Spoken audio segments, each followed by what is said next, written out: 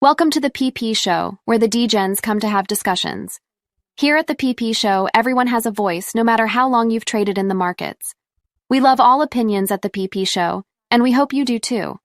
Always remember this show is mainly comprised of opinion, speculation, and entertainment. So sit back, relax, and enjoy the show, you dildo enthusiasts. God bless Teddy and G-Merica. One last thing, always remember, talk is cheap. It takes money to buy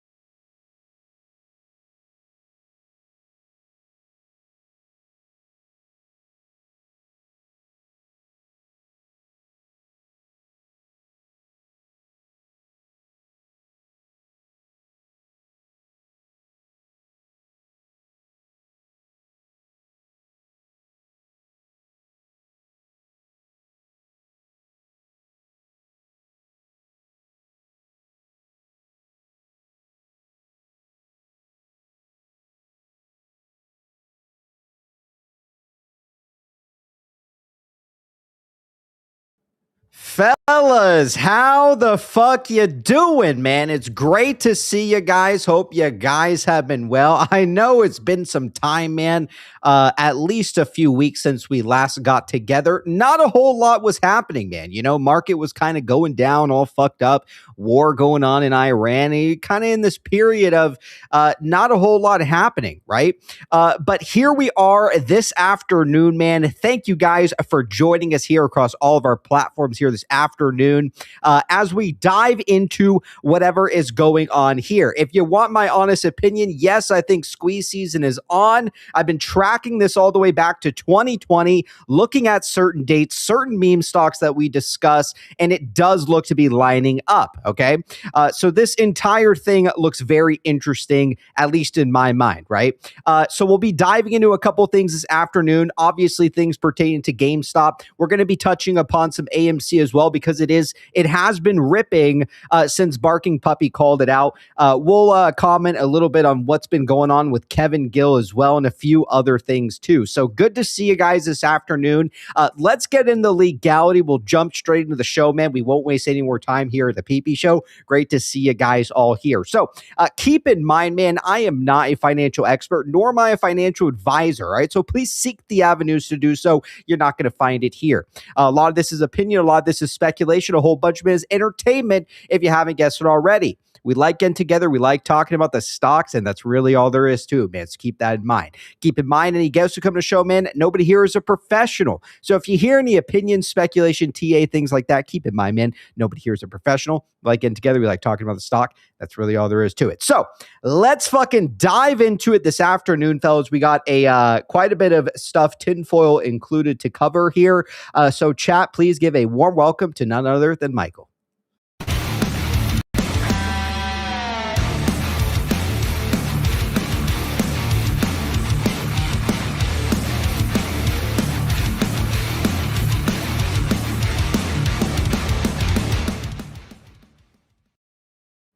All right, Michael, great to see you, man. You're looking better than ever, my man. Wow. Is it the change of scenery? What it is? You got a haircut, you're shaved up, you look sharp, my man. Thanks. Trying. Getting ready for OS, hopefully. Michael's looking sharp, man. Great. Well, good to see you here this afternoon, Michael. We do have a special guest with us here, a regular that you guys all know that we're going to pull in. So why don't we pull in everybody? We'll get everyone's opinions here and we'll start the show. Michael, it's always great to see you. Wow, Michael is looking sharp today, fellas. Wow. Matthew Tooley with the 99 cents in the ice cream. Appreciate the love, Matthew. All right, let's go ahead and welcome Travis the Stripper.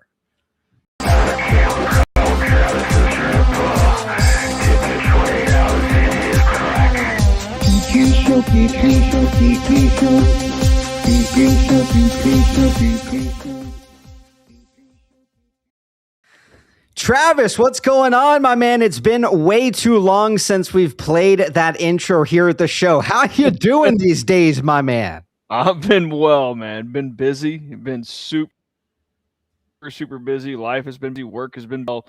Michael, looking great, man. You look like you slimmed down, got everything cleaned up. You're looking great. PB, great to see you. Good, man. Yeah, it is great to be back on the PB show, man. And you might only have me for today. I found some time to get away for a little bit, but right on. Great to be here, and yeah, let's have some fun. Excellent stuff. Yeah, these days it's a little harder, you know, because we've switched up kind of the time zone schedules here. We're more in like the afternoon. It's harder to get Travis here on the show. It's a lot easier for Michael and I with our schedules where it's currently at, but we got to somehow make the evenings work, man. You know, we get all the fellas here, you know, and the only person we're missing really is ABC this afternoon too, but I'm sure he's out there lurking somewhere in the chat. So big shout out to ABC as well.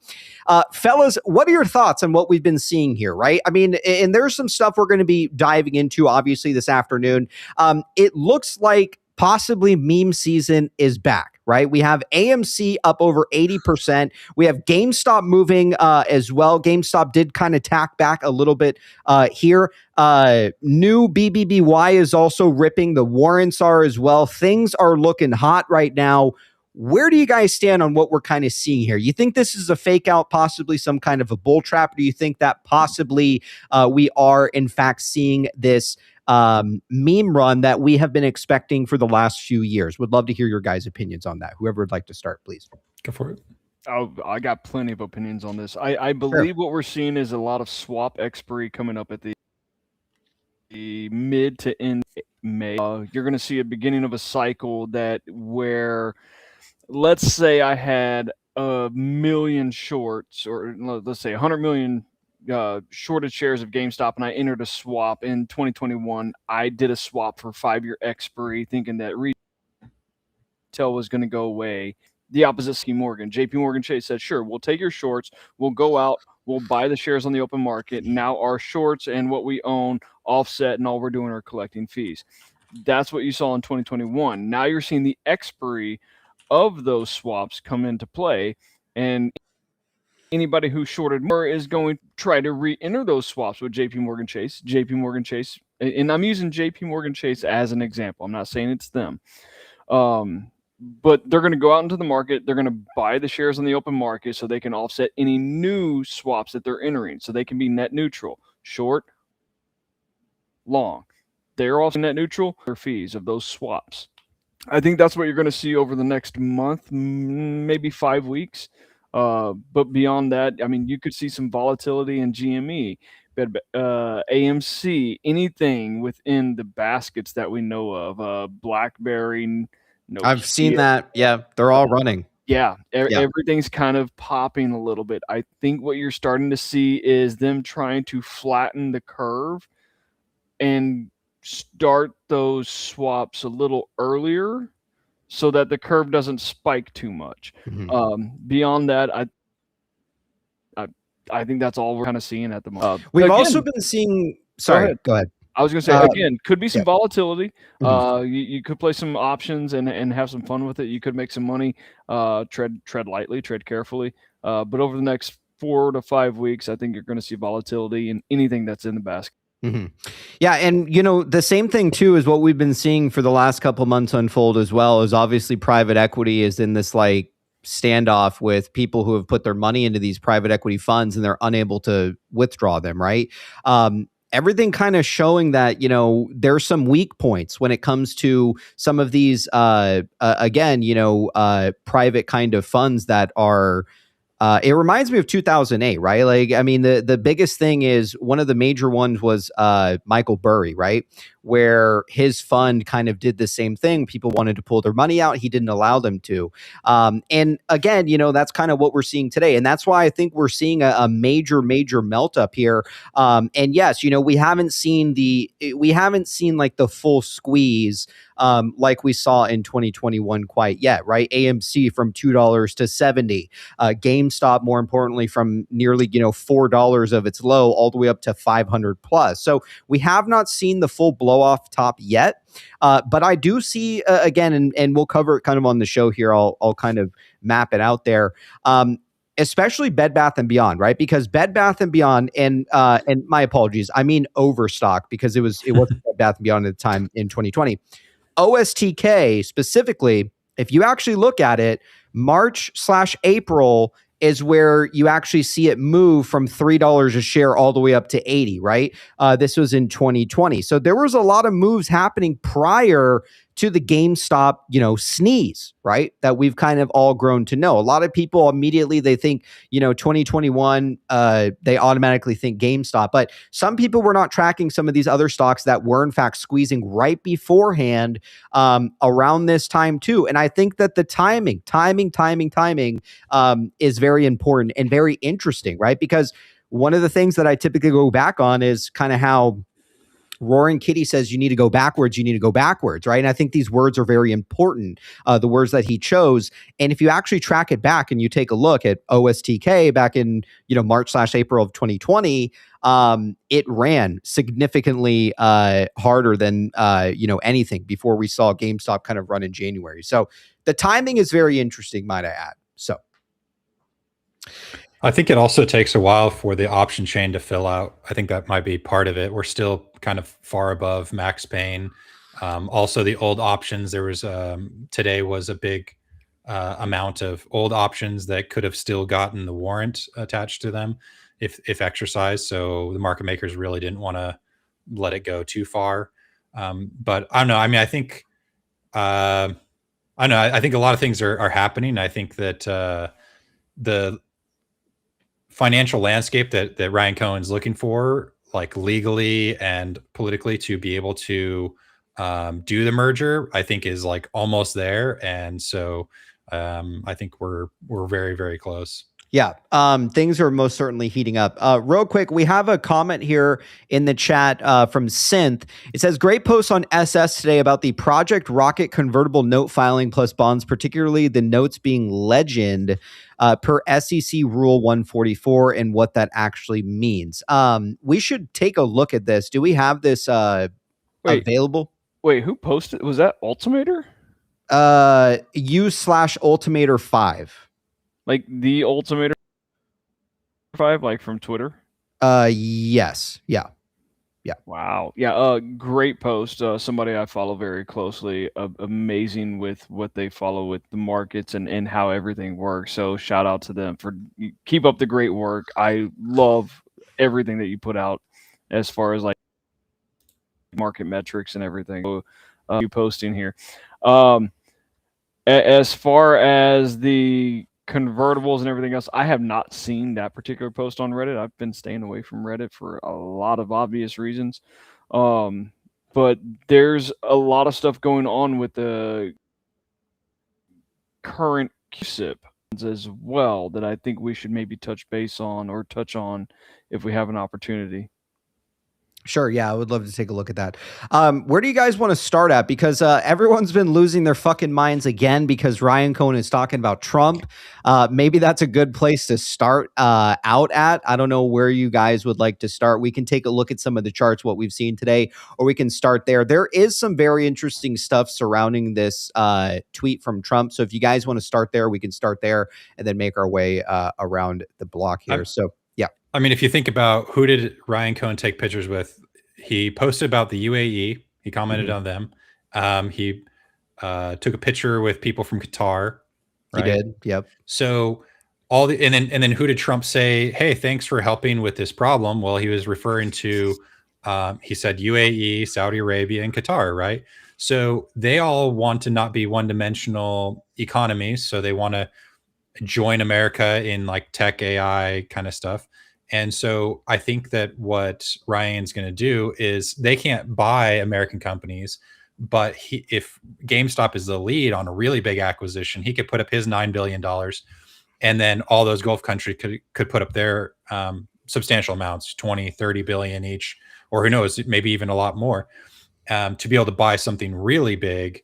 And but I think that they couldn't do that until they knew how things were going to go, because there was a chance that the Iranian government was going to blow up a bunch of the desalination plants and all that stuff. And so it's like they wouldn't have any way to know whether they could afford to deploy a bunch of money. Now things are calming down, and I think that they will be able to then say, yeah, we can commit this much money. Let's do it. Can we touch on that? I think the Iran stuff is very economic scale of how we can then get to the microeconomics of everything that's going on. Sure. Like for a lot of people who don't know this, like I'm not going to call it war with Iran. I'll say the conflict with Iran is 100% about currency valuation. It's saying for oil and gas has been U.S. currency based for years and decades, and now you have this BRIC system, which has China involved. It has the Chinese yuan involved. It has all these other, Brazilian. Oh God, what is it? On the name, but you have a lot of these other currencies that are trying to converge to then separate themselves from USD and US currency. Because if we can buy things for them, if they can buy things in a different currency, they're not reliant on the US dollar. So then therefore they don't have to buy the US dollar and then pay for things with the US dollar. The whole conflict with Iran is just a currency issue of who's going to be in power for the next 50 years. Mm-hmm. And that is what is causing the conflict with Iran right now. That's why Iran was like, oh, well, just show, what's the straight name? Hormuz. Thank you. And then basically the U.S. is like, okay, go ahead. We'll do it too until everything comes out of the U.S. and has to be denominated in U.S. currency. Mm-hmm. It's a currency war right now. The only reason that there's a conflict right now. Other than that, what conflict do we have with Iran? I mean, there's actually quite a bit, but one, is it a coincidence that that the tokenized shares for GME, AMC, Bed Bath and Beyond all were made by the banks that were laundering money for Iran? I Right? loved that post that you made, by the way. Thank you for bringing that up. No, great post. Is it a coincidence? I don't know. Is it a coincidence? I don't know. Well, Yeah. I was going to say, I find it very interesting that Carl Icahn takes this massive position in like oil stocks, right? Like well in advance. And then now you're starting to see this happen. So I don't know, I mean, I think that, there is some kind of strategic plan to all of this like madness, right? But again, I think that, I mean, it is very interesting. And also you start to see as well, Trump is always trying to keep the market from crashing, right? You notice this like trend, right? We start to like drop, the stock market starts to drop, and then he pumps it back up, right? Because what I think is we need to see a major run up before we see a type of crash, right? Or, the crash will be inevitable regardless. Maybe some people agree, maybe some people don't. Maybe, there's some people out there who thought that this was going to crash for a multitude of years, and now they're switching their stance and saying, you know what? I don't think there is going to be a crash at all. I think there certainly will be, but again, whoever is controlling all of this, it all seems very strategic, right? If you're really paying attention to it closely.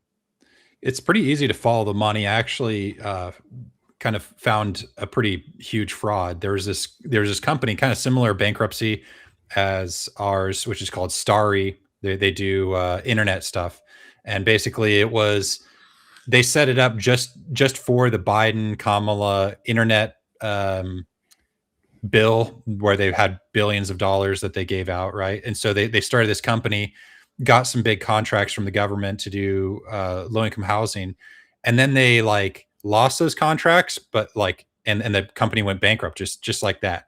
And so if you actually look at who invested in it and who ended up with control, it shows like how they would move a lot of money, where it's like how would you, from the drug trade, right? Because Iran is a center of the Golden Crescent, which is, there's the Golden Crescent and the Golden Triangle. And so it's like, if they were going to dump a bunch of money into the US, then how would they do that? Well, it's like they put that money in the Cayman Islands. The Cayman Islands buys a stock from KKR, a fund, and actually know which fund it is. You can actually literally see it. And then one side loses and the other side just transfers the money. So say Goldman Sachs is going to sell the Cayman Islands that fund. Well, they have to just give a borrow locate rather than the real shares. So they just take the money, they give a borrow locate, and so they're functionally shorting it. So they basically just transferred all the cash and didn't have to really transfer anything that's reportable to the Cayman Islands or here, because there's a shorted share. Uh-huh. So basically it's just this system. All the companies within Equiland, JP Morgan, Bank of America, Goldman Sachs, that the Cayman Islands can just inject, trillions of dollars into those companies, and they get shares back, but the shares aren't real because they're outside of the country. And that's like how they move all this money from all the black market stuff. Mm-hmm. Mm-hmm. Actually, that's true. It's that when shares go international, there's less tracking. There's so many fraudulent transactions that occur. They get lost in who's in charge and who should be monitoring this, and those that are in charge just are kind of aloof. Well, that's kind of why they're pushing for the tokenization of stock, right? I mean, they're trying to tokenize the entire market. They're trying to even tokenize real estate at this point too. So, if you argue the fact of, if we are in fact going to some kind of like tokenized market, you could track all of it 100%, right? The problem today is how all of this investment and these rules and these regulations, stop us from being able to have the real information, because what is that? And I'm spacing right now. What is the filing that we typically get like 3 weeks late? It's usually like the SI or something like that, short interest reports or whatever. Like they're nearly 2 to 3 weeks late, right? They're About never 9 days. accurate. Yeah. About 9 and days. fails to deliver. Fails to deliver as well. So that's the main thing, right? I mean, you basically, all these corporations can be making these giant moves, even hedge funds, because look, these hedge funds, they have obviously insiders. They know what's happening. But retail always seems to get the information late, and then they make moves off that information that's late, and thus they lose, right? So that is why I think the tokenization of stock is a very, very important thing. Also, I don't know why, but whenever I message in the chat here, I saw Kinky had linked something. Kinky, DM me it if you can, because copy it and put it in the. Okay, yeah, if you have it, so that we can take a look at what Kinky has. Kinky says, and we'll take a look at this. He says it's a 40+ comment explanation to what happened and how they won Bed Bath Q. I think it has some stuff to do with 6th Street. We'll take a look at that as well. Beyond regarded with the vibe. Appreciate the love, Beyond. If we don't get paid soon, I'm going to crash out harder than Kevin Gill on a 3-day bender. Right on. Yeah, that again, you know, and this is why I want to discuss this too. Did in fact, you know, Kevin, and we're going to get to this. I don't want to get into right now, but did in fact Kevin crash out? I don't know. You know, could it have been theatrics? Could it have been, you know, something? I don't know, but you can't really argue the fact that he says he's going all in on AMC basically at the bottom. Then he goes nuts, right? And all of a sudden he returns and AMC is up nearly 90%, right? So it's like some people have said it's plausible deniability. I don't know. It's hard for me too, because it was very authentic. I mean, the goddamn police showed up, right? So I don't know. You know, it's all kind of interesting. But let's take a look real quick and we'll come back to a lot of this stuff that we're kind of discussing here. I want to start with what Famous posted here. So last night we got a tweet from Ryan Cohen. Did he delete the tweet? He deleted the tweet. Yeah. Bullshit. Right on the show when we're live. When the fuck did he delete it, man? This had to have been 30 minutes. In the last 30 minutes that the PP show have been live, the fucking tweet has been deleted. There you fucking have it, man. So probably you even got RC out there tuning into the show right now. Very interesting, man. Okay. And again, you know, I have kind of argued the fact here that RC tends to delete things when people pinpoint what they exactly mean. And you have seen this time and time and time again. So the tweet is officially deleted, okay? We don't have the time reference here, but I'm, you know, obviously some people had seen it in Central Time. It was 2:14 a.m. I don't know what RC's doing up this late, man. This also confirms he probably tuned into the fucking late night, you know, drunken PP stream shows. But he tweets at 3:14 a.m. his time in Florida. Okay, very, very late. Ryan Cohen is up last night. And he says Trump 2028. Well, Famous Variety, and again, today's the 17th. You obviously have that connection to Q, things like that. What Famous says is that possibly it's a signal. And it says here, probably nothing truly, but just for funsies, here's Q drop 3:14 since Ryan Cohen posted at 3:14 a.m., which is very odd to be shit posting to X. And the 3:14, this was posted December 9, 2017 in a Q thread. Be the autist we know you are. It's about to break. Godspeed, Patriots. What are your guys' thoughts on why Ryan Cohen would tweet something random like Trump 2028 at 3 in the fucking morning? Did he have a dream about Trump and he woke up and he got to his phone and tweeted? I mean, what's going on here, fellas? Would love to hear your opinion on it, because it has to be some kind of signal, right? I mean, let's start with the basics. Can Trump run in 2028? I don't know. I mean, so some people have argued because, you know, his second term was fraudulently taken. If they can prove it, he should be, you know, given a third term. I don't know. You know, a lot of people tend to get angry when you bring up, you know, the possibility of a third term. I don't know. U.S. presidents can run for what? Is it 10.5 years? I may be wrong. They can serve 10.5. They can serve. Oh, so you're saying if he did a third term, it would be shorter than 4 years. I mean, they'd have to cut the cord, and whoever was vice president would then move into the presidency. Gotcha. Could he run? I don't think there's a law that says he can't, but he can't serve a full term unless laws change. So I think as long as he's cooking, we should just let him cook. whatever. I don't want to get into politics. I'm just going to talk about law. I mean, Sure.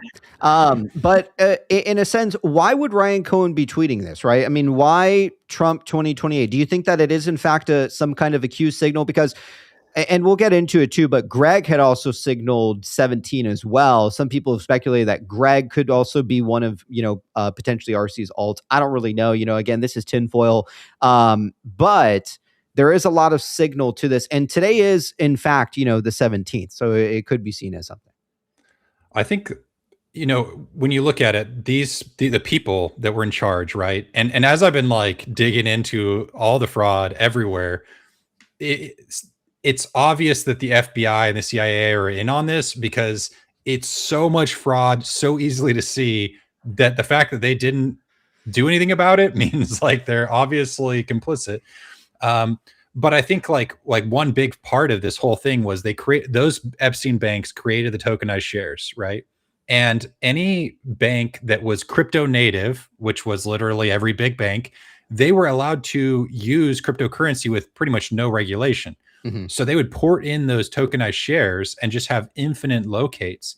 And so it's like, to stop that system, it's like you have to hold those banks accountable.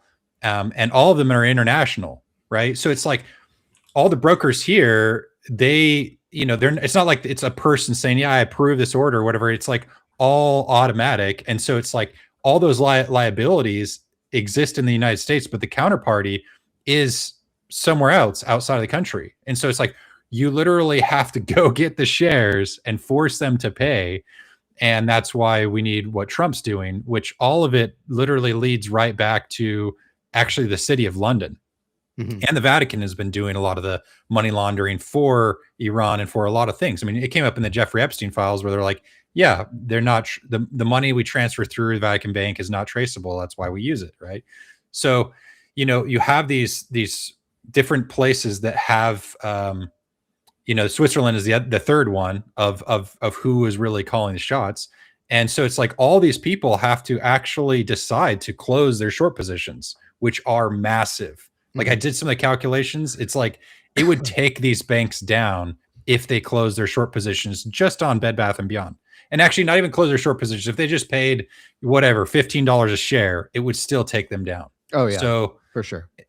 This whole problem is it's like, this whole economy was based on fraud. The whole global economy was based on fraud. So Trump has to go and, basically take control of the whole world economy and base it not on fraud, base it on building stuff and creating stuff and production. And then the money will exist to be able to unwind the mess that was made. Because, I used to think that the short interest of Bed Bath was like 500% probably. I think it's a lot bigger because I think it was just this infinite thing they would just keep using to funnel money through the black market. Right. Well, imagine a scenario. We're going to get into it because it's another post here. Because Ross had actually mentioned it. We'll take a look about, those marketable securities that we've been talking about when it comes to GameStop, right? 300 million in marketable securities that they've claimed that, look, this is not technically a loss. I don't know. From what I understand or what we've discussed, they've kind of left it open to being like, these marketable securities are kind of in limbo, right? They're not technically a loss, right? So no. Go ahead. No, they haven't. Their marketable securities are mostly U.S.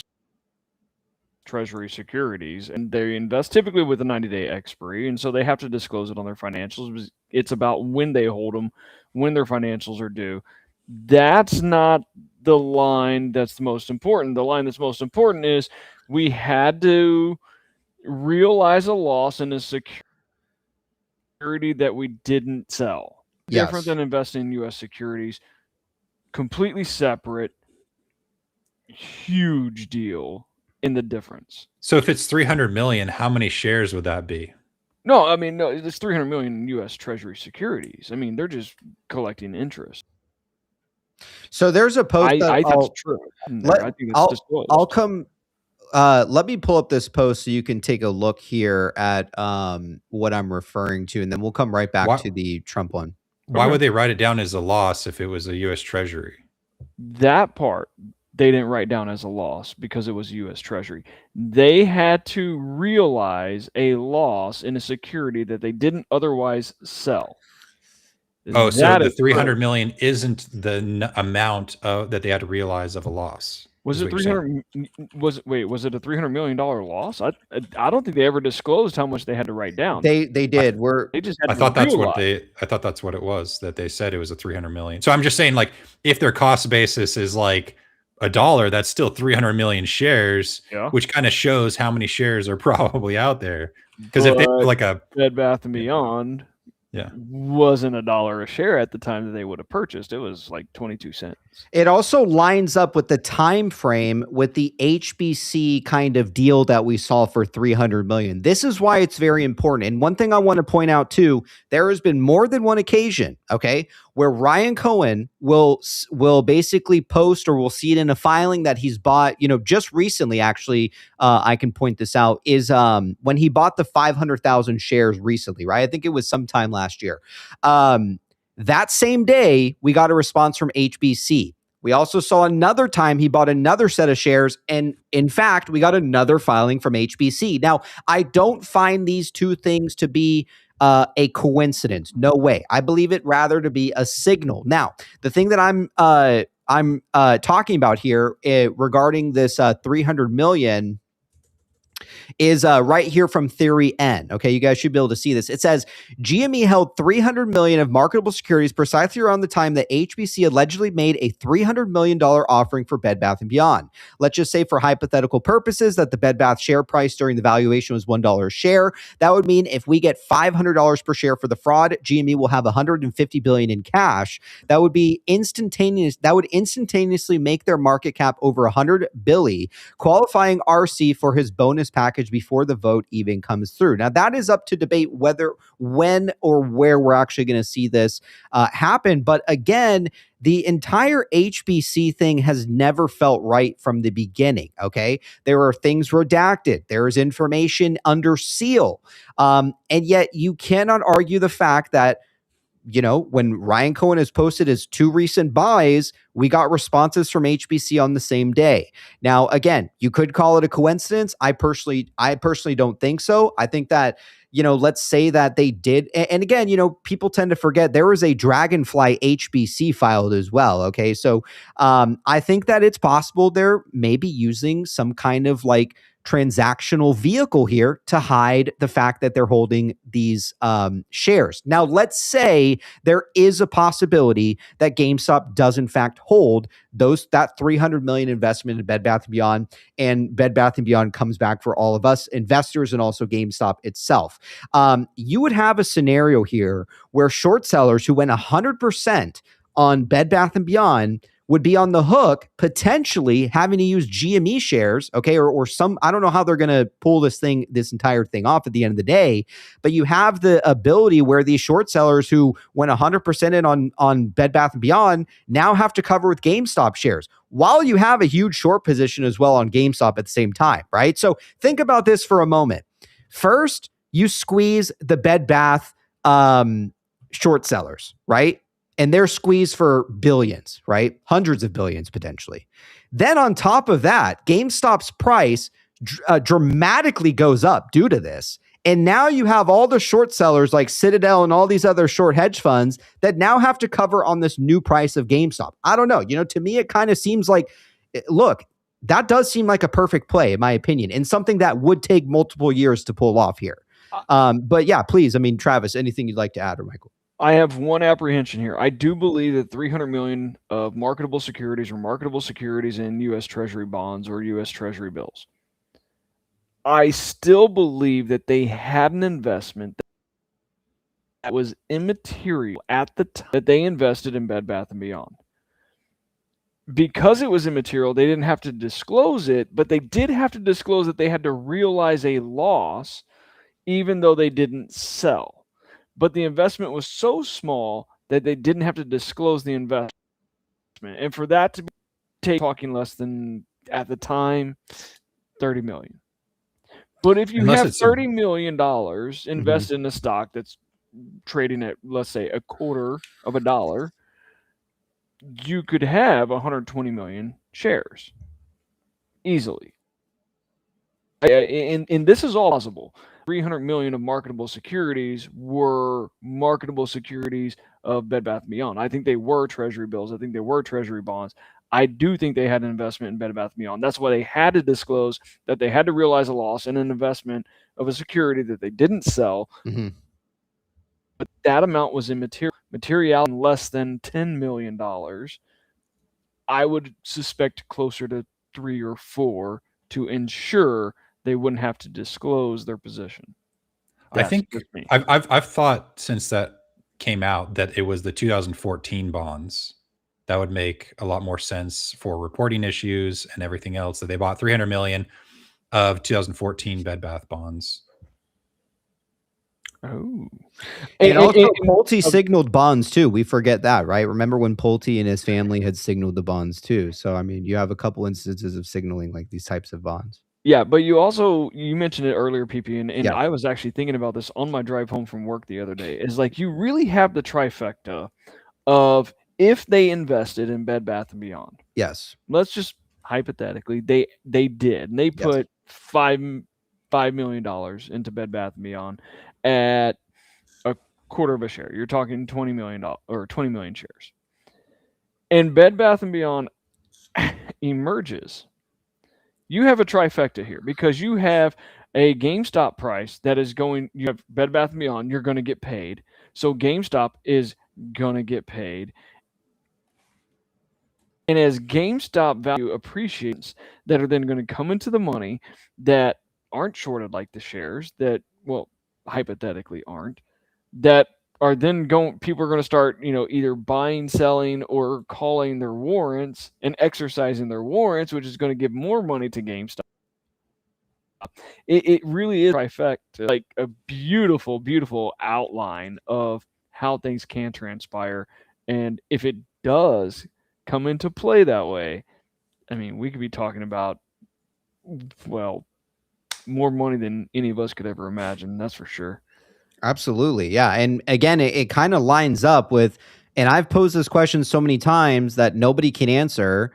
How does the market cap of GameStop go to 100 billion, right? How does it essentially reach that market cap? There has to be something in play here. And again, even Ryan Cohen has stated this a few months ago, that they're doing something they're doing something that has never been seen before in the history of the capital markets. Okay. That is not a merger. That is not an acquisition. That is not a partnership. This is something that has quite literally never been done before in the history of the capital markets. Well, the first thing I think about is bringing these American brands out of bankruptcy, right? And putting them under some umbrella and bringing them back on the stock market, right? Nobody has essentially done anything like that before, right? No. If you're going to do it, you got to go to blockchain. Yes, bring them back. Bring back. That's a good point too. Yeah, we're already heading to tokenize. Yeah, us, Bed Bath & Beyond. Sure. Legacy Bed Bath & Beyond, BBBYQ. And then tokenize them as units on blockchain. Yes. Where the caveat is that one share of GME equals 1 unit of everything else. Now, GME's market cap is $100 billion. Mm-hmm. Mm-hmm. That's what I'm saying. Something has to propel it to that level, right? And again, you have so many people who will argue the fact of, Ryan Cohen doesn't deserve to get paid. I haven't been paid in this investment. And what I've seen is that Ryan Cohen has basically turned this company full around to profitable now, right? And they just recently allowed, now Power Packs is no longer in beta, right? So now everybody has access to Power Packs. And, this is not just a market of people who are in the stock market like us, like a lot of us that mess with like the Power Packs, and, you see it on Twitter, and like every single person who's posting about Power Packs, they're invested in the stock, right? These are investors, right? But we're not accounting for the millions and millions of people out there who are not invested in this stock, yet they trade and they pay for these like Pokemon packs, right? So I think that it just opened up the window to see probably, next earnings, we're probably going to see a huge earnings compared to it being now available to public. It's not just in beta. But again, I don't think that, I think personally they're going to get there by, yes, acquiring certain companies, doing certain things. And most likely they do have an investment in something like this. And if it isn't GameStop itself, we do know that Ryan Cohen has been listed in these dockets for quite some time. We always see his name pop up. Recently, he's still listed as a creditor here in the bankruptcy. So yes, Ryan Cohen is 100% still involved in whatever is going on here. And I do find it incredibly odd that you have someone like Larry Chang who will come out and say, I have nothing to do with any of this, right? I'm not invested in it. I have no idea. And yet Ryan Cohen has never directly come out and said the same thing, right? It really doesn't harm himself or even GameStop investors if he said that, right? The only people who would probably be devastated is us in Bed Bath & Beyond, right? But he's never come out and directly said this, right? I don't know. I think the only, you have to remember what Bill Pulte kind of told us, and it's the negative space. He's not commenting on it, right? But all you've seen for the last couple years, and for at least 2 years straight, while Pulte was kind of interacting with us the most on the show and doing these live shows, all you saw was Ryan Cohen interacting with Bill, right? And Bill was kind of propping this show up and saying, yeah, talking about Bed Bath investors. So I think people need to pay attention to what's going on. And I think most people here, most people who do watch the show, most people who follow, Travis, Michael, myself, and other people in the Bed Bath community, they understand what's going on. And you're even seeing a shift in the entire GameStop kind of community start to believe again, right? They're starting to believe that, yes, there could in fact be something going on here, especially when you throw into the mix like Michael Burry and he's saying, I'm going dark if, Ryan Cohen buys Bed Bath & Beyond, and we're going to take a look. He deleted that tweet now. I mean, all these tweets being deleted. I don't know. It's real. There is something here, right?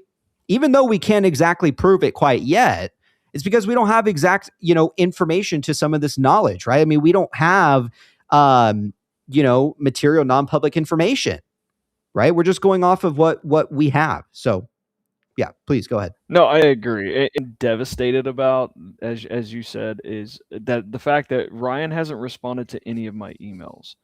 And I was very professional about it. I sent it to his executive assistant, asked him to meet, or if he's even inclined to do so. Not at this time. No response. Nothing. No. You know why? Because he can't. There cannot be a single link to anyone invested in Bed Bath & Beyond to who he's discussing with, okay? Think about this, and I posed this question earlier this week. Bill Pulte, I think one of the reasons, the major reason, even Bill Pulte on the show has said it many, many times, I don't have shares of Bed Bath, I don't have shares of Bed Bath. That is one of the main reasons why Ryan Cohen can, in fact, interact with him. Ryan Cohen, if you pay attention to who exactly he interacts with, it 100% every single time, if he's ever commented to a retail investor, okay, it is 100% people who don't have Bed Bath, only GameStop. And I think there cannot be a single tie, a single link at all to any of us. He's not going to show up on this show until after everything's been revealed, right? Because then you kind of open up the doorway for all this like legal stuff. Did Cohen tell him that? Did Cohen imply something? You can't have any of that, right? If he is in fact involved. If he wasn't involved, I see no point why he wouldn't interact with someone who has Bed Bath & Beyond, right? But pay attention who he interacts with. 100%, it's usually the people who are like only GameStop. Yep. What's the empty space? Exactly. What's the negative space? So what are they not talking about? Right. What does he never talk about? What can't he talk about? Why is that? When you start asking the right questions, you can piece together the right answers. Yeah. So to me, it's very clear, right, with what's going on here, especially when we've been kind of analyzing these bankruptcy dockets and, seeing his name listed in here and stuff like that. But let's, so yeah, this was about the marketable securities. Let's go back to this post here because this is also very interesting, right? Since we're still on the topic of Ryan Cohen and Trump, right? So this is Greg is Kitty. And also this tweet has been deleted. It's still popping up here just because I haven't refreshed my pages. So it most certainly happened while the show was starting up. Somewhere around the time that the show was started up, he deleted the tweet. Okay. It says here from Greg Kid, he says he's going to approve the mega merger, isn't he? Right. And we typically go back to like this White House post here, power to the players, and why the White House would even be saying anything remotely close to power to the players or anything GameStop related, right? And I know for a couple years now, when we were discussing on the show, we had made, there was, I can't remember who it was that brought it up, but some people had brought up the fact that it is possible that the current administration, right, at the time, which was under Biden, they were blocking a lot of these merger deals and acquisitions going through, right? We've studied this. We've seen it firsthand. They blocked a lot of these deals. So this guy, Greg's Kitty, could be in fact onto something here. Where maybe the fact that Ryan Cohen likes Trump so much is really not politically. It could be, in fact, he's the person who's going to be able to essentially pull this off. Travis, take over for one moment. I got an important call that I need to take care of real quick. Please, I'll be back in a few minutes. Go ahead. Hey, Michael's back. Good. I can't do this alone. I'm really bad at doing this alone. Dude, it gives us no heads up. Yeah, I'm the comic relief at all I can provide. But on that, I think he does have a point. Maybe there is something that we're not privy to where Trump can authorize or grant permission for a particular type of acquisition to go through. I think that we've heard about the prior administration, again, not getting political, not going left, right, just the prior administration having blocked a lot of mergers and acquisitions where maybe that won't be the case this time. I don't know. There's a lot that is not in the public purview that we can even see about potential acquisition get declined by the current administration or prior administration. Don't even know where to go to look for that. So it is a possibility, but go ahead, Michael. So when the Ayatollah took over in Iran in 1979, he met up with Mark Rich, or I don't know. Anyway, they set up with Mark Rich, where Mark Rich who founded the Mega Group with Les Wexner. I mean, Jeffrey Epstein, I don't know if he was directly on the scene yet, probably. So they're like, hey, we'll sell the oil on the black market, but we're going to take a 40% tax. And so that's like the whole thing is organized crime. They always find something to tax, to shake people down with. And so the next move after that was to switch to ESG and DEI. And so they, Evelyn de Rothschild, whatever, one of the, Lynn Foster Rothschild, she was kind of one of the main people with Epstein. And she gave him like, huge house and everything, I think in New York. Anyway, so she set up the Council for Inclusive Capitalism, and they had all these big companies that were guardians that were like $1 trillion market cap or greater companies, Estee Lauder, all those different ones. And so Herein, I think, is another one. So when they did that, basically they got everyone where they're like, hey, we're going to make all these companies pay ESG, and we're going to make it impossible for any other companies to rise up the ranks without paying their dues, because they don't really care what company happens as long as they're paying their ESG money. That ESG money goes through FTX and wherever else, ends up right back into all the politicians' pockets. So it's like, it shows how this racket was going. And so that's why they were striking down any other company they wanted to form, because it's like, hey, we already have a whole ecosystem and it's extracting this tax, in the name of environmental, social governance, and then also DEI. But really, it was just a racket that we were stuck into. Like, a lot of people don't know this.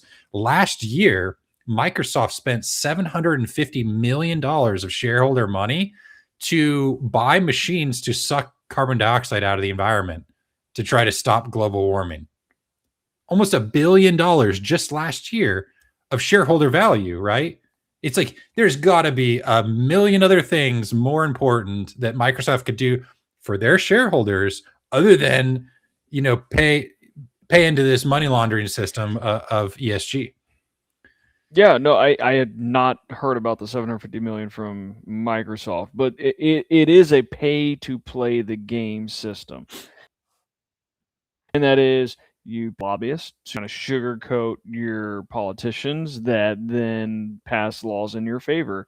When is the last time, and I'm not going to mention the company's name, but when is the last time you heard of a company being classified as a monopoly and Congress or any type of government entity saying we're putting a cut on this, we're pausing this, you got to split up? Standard Oil, probably. Recently, it was I'm going to get the name wrong. It wasn't StubHub. It was the all these concerts and everything. I'm forgetting the name. Somebody in the chat, help me out. I'm just drawing a blank. It's Friday. My brain is shutting down. I am ready to relax, get some R&R. But they were considered a monopoly recently, and basically the government said, you know what? You didn't pay your dues. You didn't lobby us enough. We're shutting you down. But that's the name of the game, is to pay to play. If they had lobbied more, if they had put more into it, you'd be seeing things like, nope, they're not a monopoly. They're playing the game correctly. They're doing their fair share, whatever. I do like hearing of companies that well for the environment, like Microsoft. I had not heard about that, so thank you for that. But it is a pay-to-play game. It's a pay-to-play system. It always has been. It always will be, until we do things right and we get the stock market and we get Wall Street kicked to the curb, put things on the block that they can't play and then we can see everything in real time on what's truly going on with our stock market. Mm-hmm. Welcome back, PP. Yeah. So again, I don't know what I missed here, but Ticketmaster. That's what it was. Sorry. I see it in the chat. Gotcha. Live Nation and Ticketmaster. That's what it was. Wow, interesting. Yes. So, again, I do think that we are kind of in this kind of limbo stage where, yes, we are going to see a merger. We are going to see something kind of take place here. And my apologies for having to leave. But the major thing is that, yes, I don't find it to be a coincidence that, and I don't think it's political at all, that Ryan Cohen is talking about Trump this much. When we know that the White House right here is literally fucking tweeting power to the players, right? So I do think that there is some kind of major plan happening behind the scenes. And to be honest with you, I think it's going to be major. And I think that there's going to be people here, again, this is just my own opinion, who are going to make tens of millions of dollars, more money that they've ever seen in their entire existence. Okay. But again, you need to pray to God, and you need to, have a plan for how you're going to do this, right? Because there's a lot of people who become millionaires and they piss it away in 1 year, right? And I'll say this, take Larry Chang's words as advice, where he is saying to not do anything for an extended period of time. I think these guys behind the back doors, behind these scenes, they know that there's going to be some investors who are going to be absolutely fucking loaded here, right?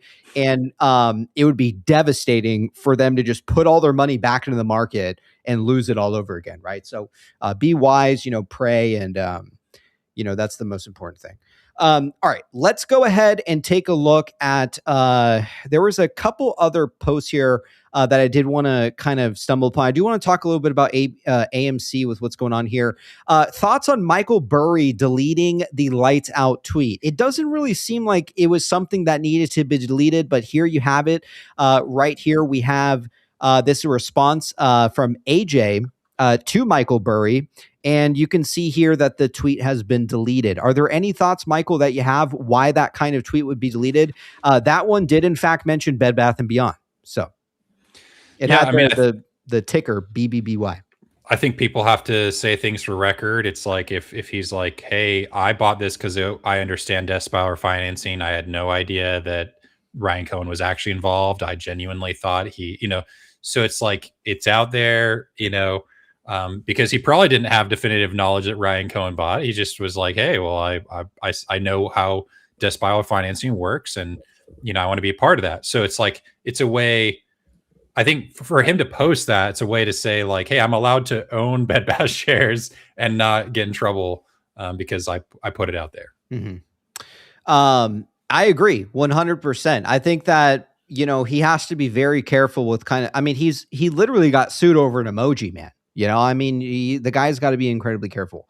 All right, let's take a look here from this post from Kinky. Okay.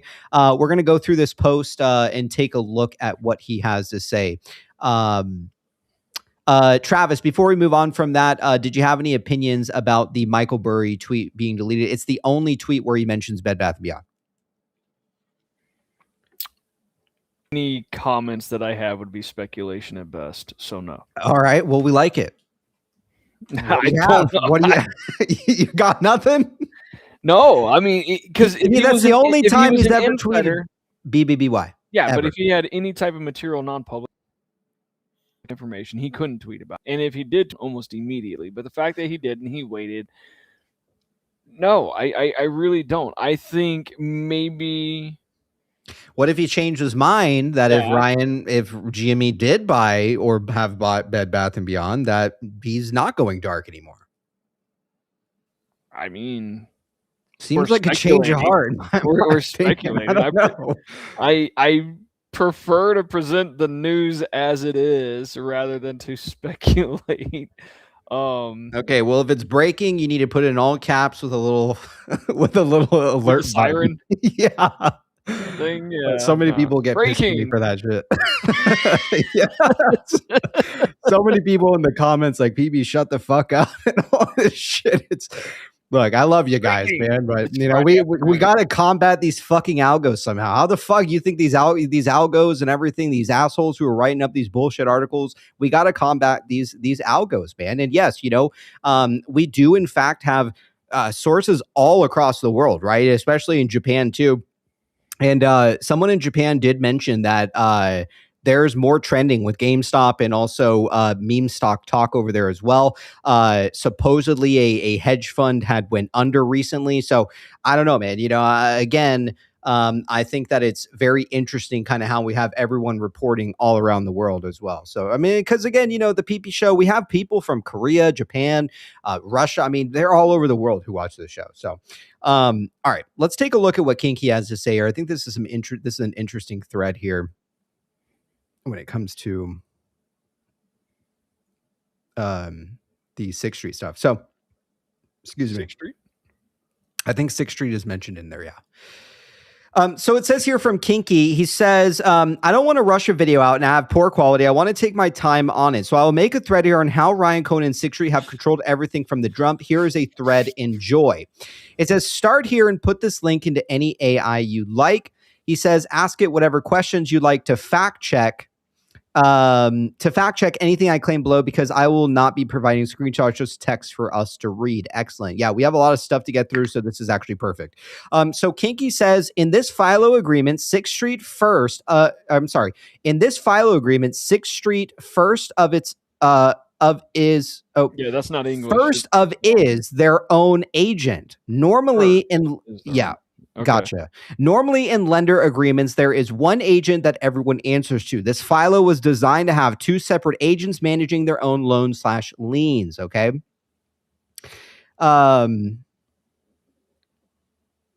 Yes. Final in the chat. Did you guys see that Ryan deleted the Trump tweet? He deleted it while the show was live because we were still able to all my pages were already pulled up. So the tweet was still there. When we were live, he deleted it. So he deleted it during the show. It goes on to say here, if you go back in time to April 5th, 2022, in the first 6th Street article, you will see the 6th Street Lending Partners was created. Later, you see them attached to the FILO loan for Bed Bath & Beyond. June/July of 2022, Ryan Cohen was asking specific questions about the revolver. According to transcripts from the Bed Bath & Beyond board deposition, also SuGov stated that the FILO was being considered as early as July 15th of 2022. Harriet and Sue reached out to RC for a face-to-face meeting. He declined in an email saying we can do a conference call or Zoom, and that he would be happy to do so before September. And this should be kind of like we've covered a lot of this stuff. This should kind of remind people just a little bit of a recap. According to the ABL, the file loan of $375 million was only available to be drawn on by September 2nd. Remember, Ryan's views of the business had changed. The FILO loan,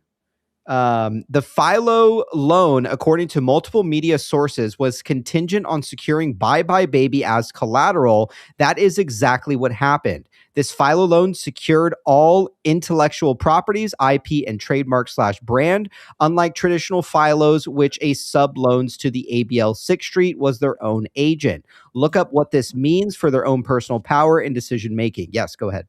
I was going to say, but did it? Because Bed Bath & Beyond was the asset back of the loan, of the ABL. The asset back loan was Bye Bye Baby. Like, that was the collateral of the ABL. Gotcha. Okay. So I think there's maybe a small discrepancy here, but for the most part, on par. Okay. So it goes on to say here, the FILO loan, according to multiple media sources, was contingent on securing Bye Bye Baby as collateral. This is exactly what happened. This FILO loan secured all intellectual properties, IP, trademarks, and its brand. Unlike traditional FILOs, which a sub loans to the ABL 6th Street was their own agent, look up what this means for their own personal power and decision making. The FILO loan allowed 6th Street to bring outside appraisers anytime they wanted to value the IPs because they use them to secure the borrowing base. Coincidentally, this prevents any sales of Bye Bye Baby business without 6th Street's permission, which I think is key. When someone buys an asset or a company, they want it free and clear of all liens. 6th Street's FILO allowed them to deny sales, and it also allowed them to refuse releasing a lien. This makes the company stuck with 6th Street, is what it says. 6th Street also has the power. Yeah, go ahead. I was going to say, that's not wrong. Actually, if I'm thinking about the whole picture, maybe that was the play, in that if we pay off JP Morgan Chase and we get them out of the picture and we put this up as part of the DIP budget, which they did, we then free the asset clean and clear of the ABL, therefore owning and having the rights and the liens on everything Bye Bye Baby. That part is correct, but you can't have one without the other, and that was a process. So gotcha. So it goes on to say here, 6th Street also has the power to decide how the distribution of proceeds received from sales of their collateral, however they see fit. They also are allowed to make side deal/agreements without the company having any say. Proof of the previous comment is found with this language, that it is understood and agreed that no loan party is a party to such agreement among lenders or a third-party beneficiary of such agreement. Okay. And he has it control plus F 923 go to 1111 is what he's saying. Agreement among lenders. Ask your AI to explain in detail the kind of side deals and powers this section 9.23 provides the FILO lenders. JPM and their ABL loan was a blanket lien on inventory and cash, stuff that they could liquidate fast to recover money. The FILO loan was specifically targeting the crown jewel, everything Bye Bye Baby. Now that we have some groundwork about how powerful this FILO loan actually was, let's tell a story now on how this actually took place from start to finish, as if I was reading a timeline or book. January through March 2022, Cohen buys Bed Bath & Beyond stock. March 24th, 2022, cooperation agreement. April 5th, 2022, we have 6th Street Lending Partners is formed, okay? So basically, month by month, you see this kind of unfold. June to July of 2022, Cohen asking Harriet specific questions about the revolver. July 15th, 2022, Gov admits to FILO being discussed by the board. July of 2022, Cohen tells Gov and Edelman, happy to do so before September, is what he says. August 16th through the 18th of 2022, Cohen sells Bed Bath & Beyond stock. August 31st of 2022, FILO loan is officially signed. Okay. What changed between August 31st of 2022 and September 2nd of 2022? JPM had to sign off on the FILO to begin with. Why would they give 6th Street the keys? Well, they needed liquid cash for one. Also, they only cared about the FILO being last out, meaning in a liquidation scenario, JPM is number one. 6th Street outmaneuvered them most likely. They targeted the IPs. where was I? You're targeted there. He's right there. Right here? No, wrong. Oh, Down, my bad. Right there. Right there. Gotcha. They targeted the IPs, and I believe when Gustavo signed off on the borrowing base, baby IP, it was at that moment irreversible, and JPM knew they were fucked. Knew that. No.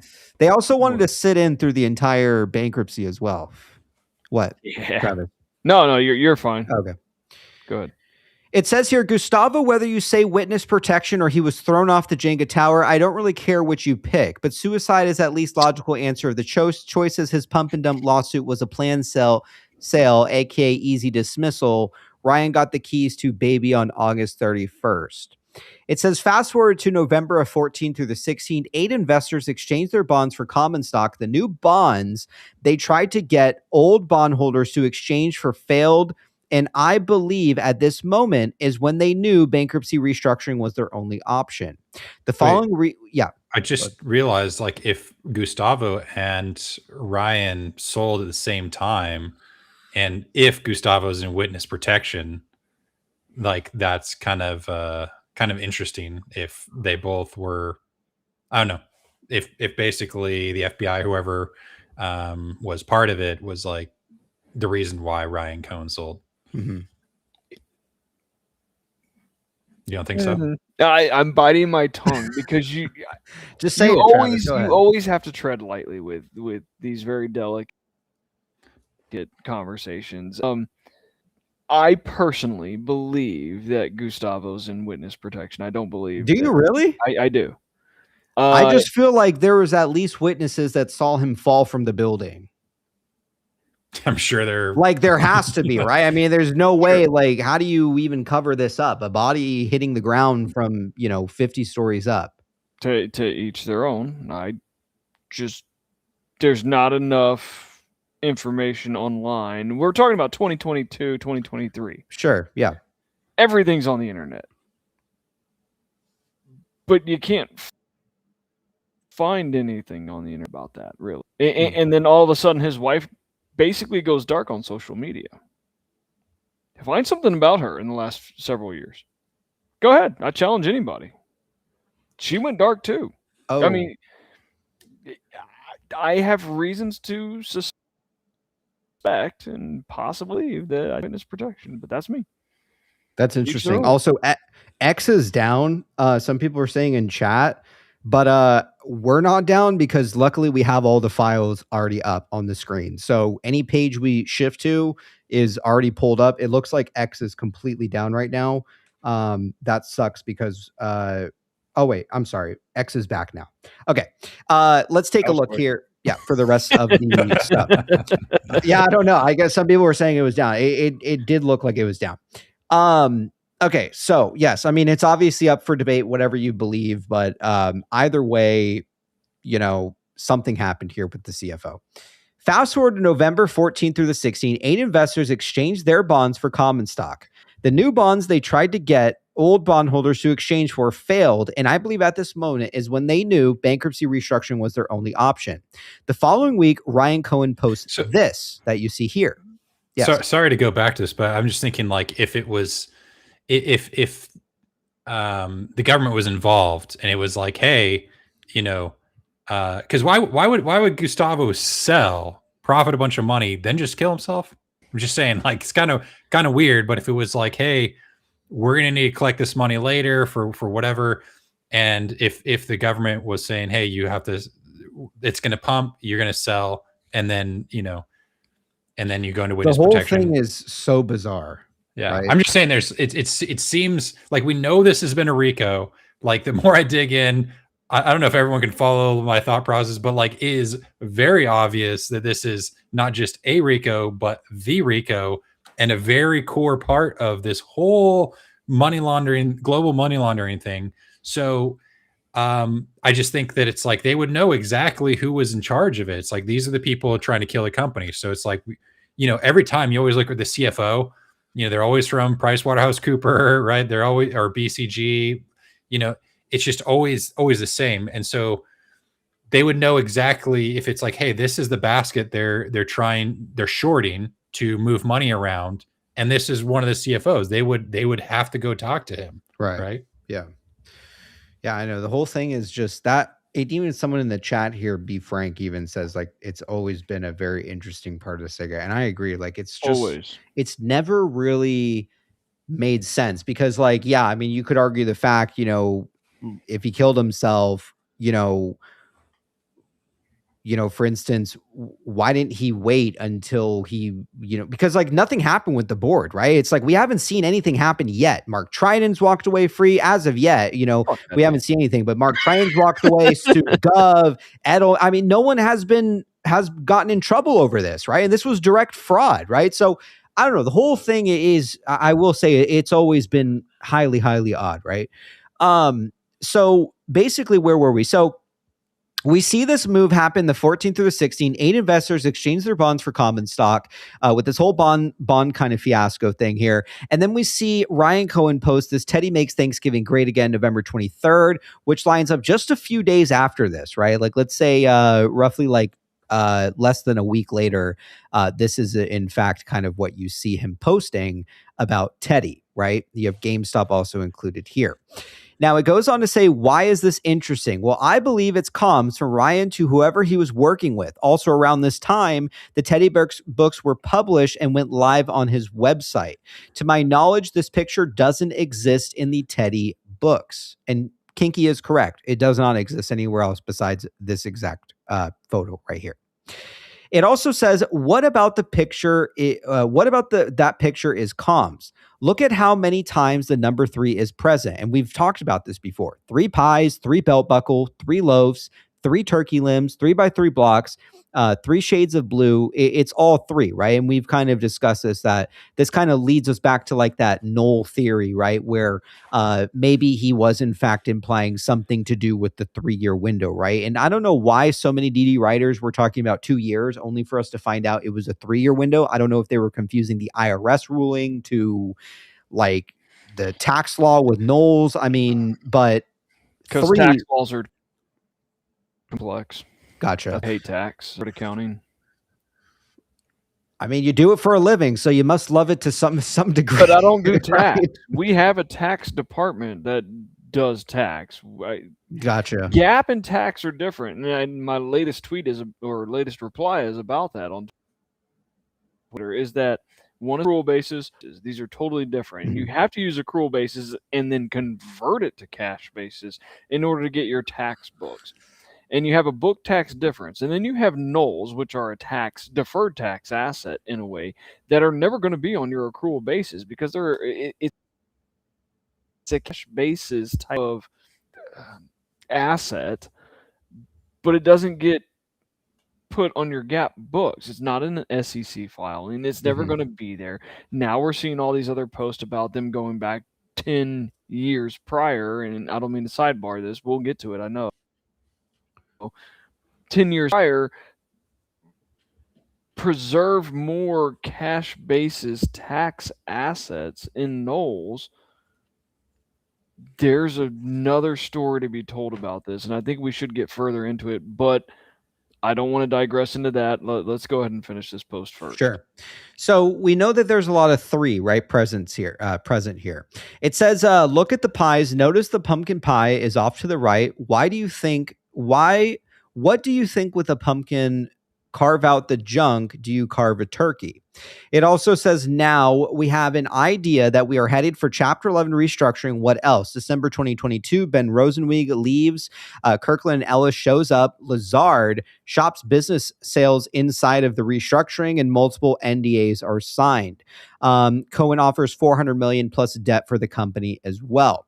January 13th of 2023, the LBO attempt. Remember, Jake said he believed it was a bad actor. Well, it was. Why?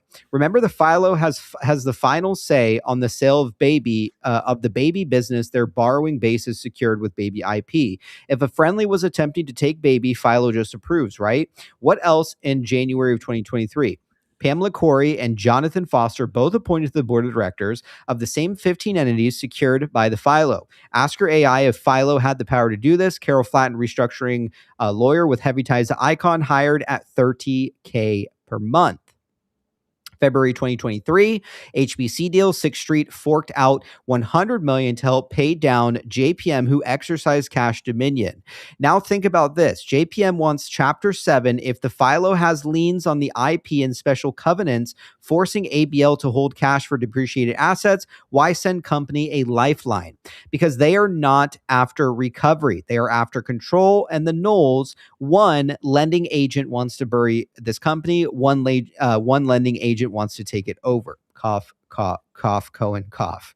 Let's fast forward to the bankruptcy start. Few things to mention. One, the judge froze all of 4.5% shareholders. This protects from change of control / ownership, protecting NOLs. Two, JPM first day hearing told the judge the liquidation value of baby IP was $168 million. We saw JPM get paid out in full and removed completely from the bankruptcy. And remember, this was day one. We saw 6th Street put $340 million in their own money to help JPM off to get them gone. Remember the agreement among lenders? Yes, that's now void. One thing I will say that Kinky is just slightly lacking in terms of one very, very crucial detail here is the one day after we filed bankruptcy, we were already in bankruptcy court. Okay, this is not something that typically happens. This was highly bizarre, right? No, that happens. It has to happen. I mean, usually no, sorry. I interjected. The next day, I mean, they filed on a Sunday. They were in court on a Monday. Everything was set up. Absolutely no fucking typical. Chance, right?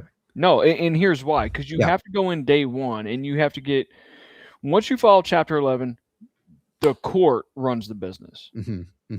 You have to go, and you have to get permission to pay payroll, lenders to pay your vendors, to keep the business running if it is a Chapter 11. Like, hey, we're going through a restructuring, we're going through a reorganization, but we have to keep the business going.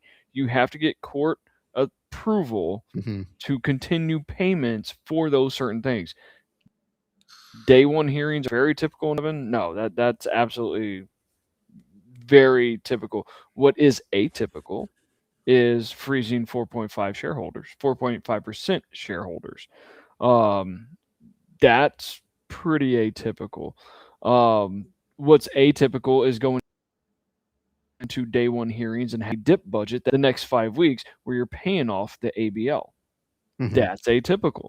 You don't see that. Go.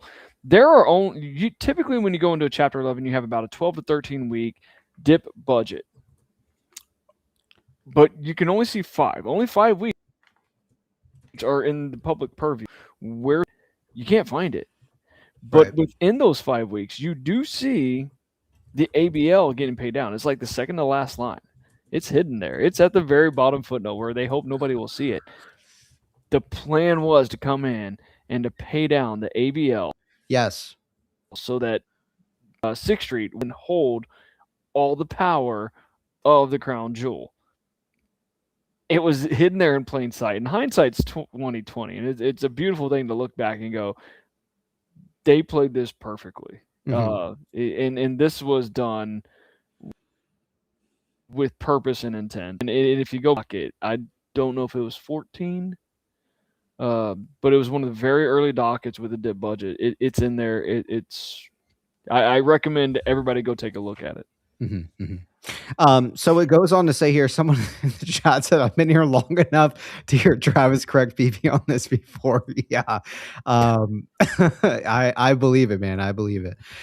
Sometimes I get confused with a few things here and there. So it says here, remember that it is understood that and agreed that no loan party is a party to such agreement among lenders. This means that when 6th Street sells the assets secured by the liens, the company has zero say in how those proceeds are distributed to 6th Street. If 6th Street wants cash and equity, they have a right to make that deal, and no one can tell them different. Only JPM could. But now they are gone. You watched a masterclass of our maneuvering in lending. Now think about the baby IP, how it was valued at $168 million to only be sold for less than 10% of its liquidating value. Did 6th Street really go through all of this for all of that above securing IP liens, paying JPM off, positioning as dip, all to just let it go for less than 10%, which is a great point. Or did they make a side deal with the buyer for continuing interest or participation or royalties? How will we know? We won't unless they want us to. The FILO was structured so they could distribute their recovery and make any side deals they saw fit. We will agree to let go of the IP for 10% of its value if you give us participation rights into a royalty or equity driven dividend paid annually. This could just be an example. Now, talk about the two entities that stopped reporting 1 week before the rest of the estate. Bye Bye Baby and I don't know, Bye Bye Baby Inc. and Bed Bath TF. Both these paid pre-petition debt down during the bankruptcy. Why? Because they were curing or cleaning the shell for the CB or sale of the reorganized entity. Now you have a situation where 6th Street has one entity set aside, maybe holding the licensing deals made with Dream on Me for the IP sales or any future rights tied to the side deal. You have the other entity holding and protecting the net operating losses. In the most recent case, DK Butterfly versus IRS, I found an IRS audit for 2015 and 2016. The IRS awarded $1.2 billion for NOLs to the estate. The IRS doesn't want man hours auditing and awarding a liquidating state that will cease to exist, deleting NOLs. The audited on request. And actually, I think you had commented on this, Travis. Was this the post here? This is exactly what I was commenting Perfect. on. Why don't you? I didn't even know this was in this. Okay. I think this would be a good place for you to start here. I'll read this for you. It says, I do think we are waiting on the IRS case because it awards 1.2 billion more NOLs, making the shell that much more valuable. Here's a link to the IRS filing. We have this post here.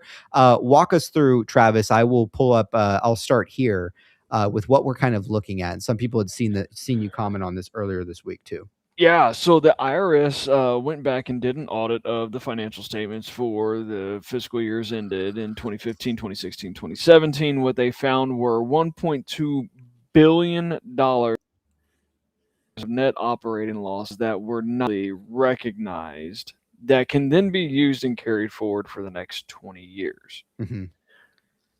So that's where we're at. What's amazing about this is why somebody would request to have this re-audited or have this re-valued. Yeah, by this the IRS. looks like it was filed 2/3 of 26. So this was pretty recent. And tax laws have changed over the years. Anything pre-2018 can only be carried forward 20 years. Anything post or 2018 and forward can be carried forward indefinitely. And the reason for that is, let's say I start a business. This is a quick summary. I'll try to make this quick. I start a business and I'm losing money every year. Mm-hmm. And then all of a sudden I make a little bit of money.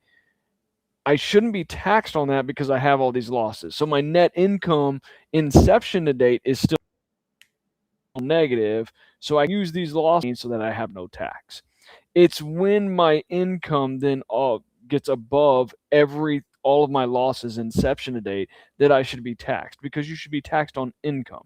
And so you're allowed to carry forward these net operating losses. It used to be 20 years. Now it's indefinitely post 2018. They can still utilize these. And the IRS went back to reevaluate these so that somebody could use them over the next, what am I looking at, 11 years? Mm-hmm. Somebody has plans, and somebody asked the IRS to go back and reevaluate these so that these can be used. Because why would you do this for a company that's liquidating? You don't. That's what I'm saying. It makes no sense at all, right? And even if you argue the fact that they want to apply it to creditors, that's already passed because of the Gibbons docket. They've already that window has passed because they have essentially somehow preserved this. Right now, am I understanding this right? That and again, correct me if I'm wrong. Does this mean that there are even more NOLs now that we originally intended? Yes, I think Okay. If I did my math correctly, we're upwards of 3.5 billion. Holy fuck. Which will 3.5 billion maximize in the NOLs. value of the estate under 382L5, where I like it. Previous shareholders, if they hold at least 50%, all NOLs can be extracted, right, and provide value to the estate. Very interesting. And this is why I hate tax, because it's so complex. That's why love corporate accounting. I love what I do. But when it comes to, I still have that general knowledge of what I've done in the past and how I can apply it to this. This is almost, I mean, this is gold. This is very good. Somebody's putting this in to maximize the value of the estate for future usage, or that party of interest may be. So this in fact confirms that, at least, and again, we can't prove anything, but this in fact confirms that someone is trying to still take over this shell of a company because these NOLs are in fact tied to this shell. Yeah.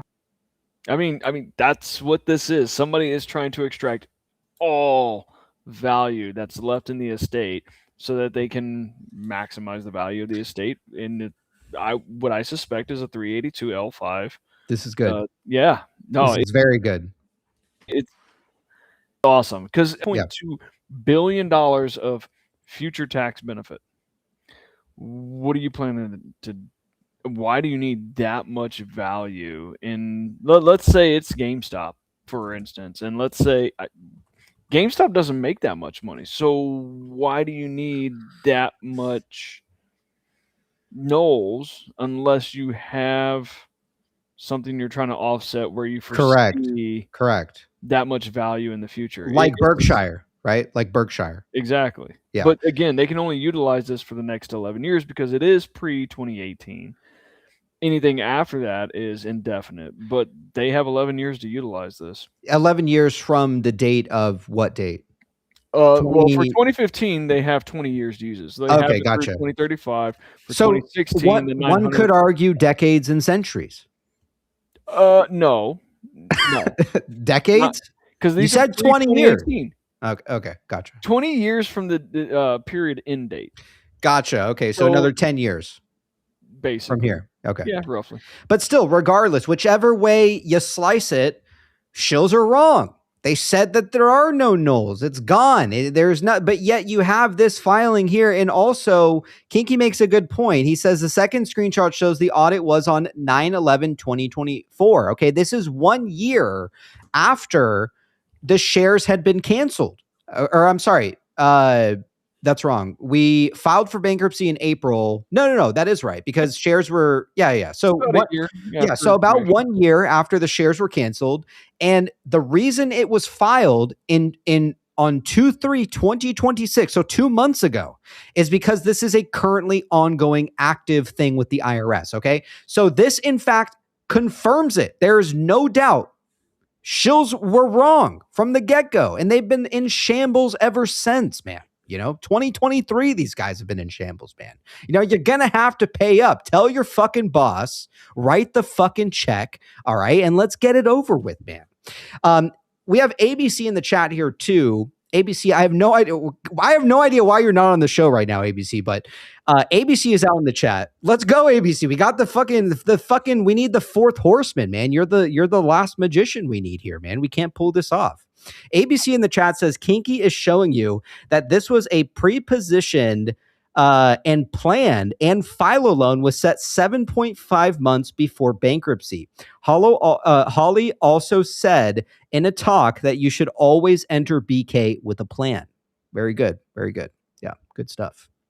I like it, ABC. Kinky says keep going. All right, let's take a look here. I'm almost there. What are you talking about? Keep going.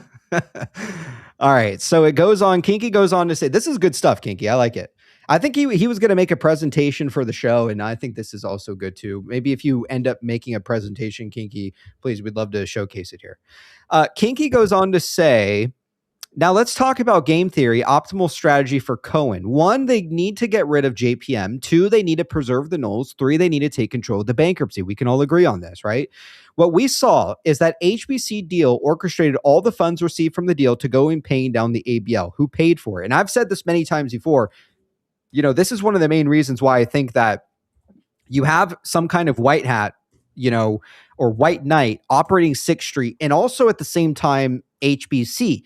But they're making it seem like these two parties are like combating each other. But what I've seen a lot of like synchronicity between these two things, right? From 6th Street to HBC. So I've always been very confused right down the middle. Like, I really don't know what the fuck is going on with HBC, but I think maybe, just maybe, it was built this way to fool us all, right? And again, this is just my own opinion. I could be entirely wrong, and they are a bad entity. But have we ever posed the question that it was all just a illusion, right? That HBC was this bad party when really they were just playing their role of going back and forth. I don't know, but he goes on to say, in terms of HBC deal, we know that the money that they allocated was to pay down the ABL, which did in fact free JPM from the ABL, right? And being senior creditor.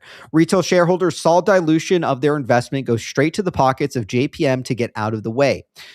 Through the dilution from HBC and 6th Street, $340 million financing and inventory sales, they accomplished removing JPM out of the way while securing DIP debtor in possession. Now, I have a theory that most might have missed. Remember that Holly Etland declaration share count, 730 million shares outstanding, 428 million shares voting, and 311 million shares non-voting? ABC out there is going to like that. What if retail never really paid for JPM's exit? What if they paid for their own exit along with other institutions? What math do you see above? 117 million original shares, 311 new diluted voting shares, common stock, and 311 new non-voting shares held in abeyance. Okay. Remember how many counts were fucked up in the courts, DTCC, and then they couldn't get the correct share count? What if those non-voting shares were held as a trap? They caught market makers and institutions front-running trades into the market. They come to the table for a third-party release. And this is kind of what builds upon what Jake has talked about. Jake really, really talks heavily about third-party releases too, right? They come to the table for a third-party release.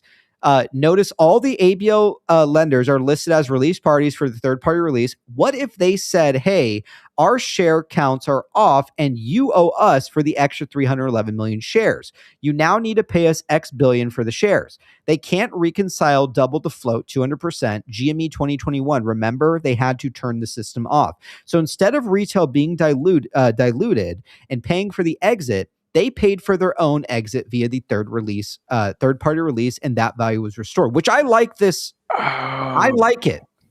It could be. Nobody has ever actually proposed this type of thinking. Yes, go ahead. That's genius, but let's also not forget the SEC report, which showed Bed Bath & Beyond was shorted at, it was the second in line next to GME of short interest. I believe it was something like 80%. Yes, I remember. Yeah, I remember you showing. Yeah. This is an amazing post. Keep going. I'm almost there. It's good stuff, man. It's good stuff. Yeah, I've always liked the way Kinky kind of thinks here.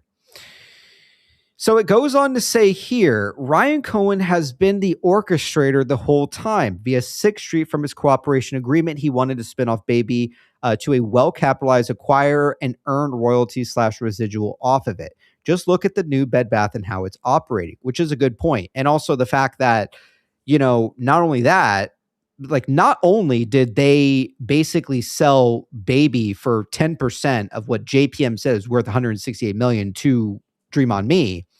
Dream on Me then turned around and took an even bigger loss on it by selling it. I think it was they bought it for 15 million. They sold it for 5 million. Correct. I think what I remember. Yeah. So not only that, Dream on Me said, yeah, you know what? This brand, it's not even worth 15 million. Take it for 5. And there's so many things that just don't add up here, right? Like business wise, this is not how you run a fucking business, right? Especially when you take on a huge, renowned type of name and company like Bye Bye Baby. That is not what you do, right? I agree with that, but I can't even fathom this, is how these brands separate. And Bye Bye Baby goes its own separate way under Dream on Me. It gets sold and whatever. The IP does. For them to end up all under the same umbrella. Again.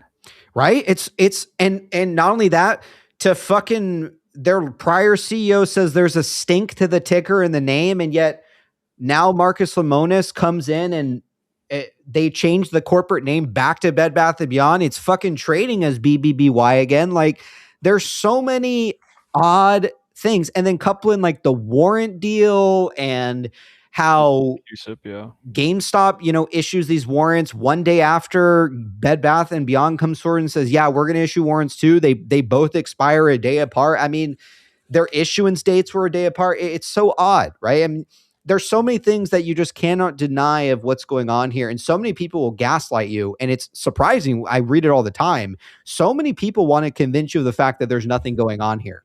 We have spent thousands and thousands of hours on this to know that there is more than there's nothing going on here, right? So again, just some raggedy ass shill who just takes 5 minutes looking at one docket. I really don't give a fuck about your opinion, right? Unless you shorted the fucking thing and you have a short position on it and you can show me that you have money that you risk, I don't give a fuck about your opinion at the end of the day.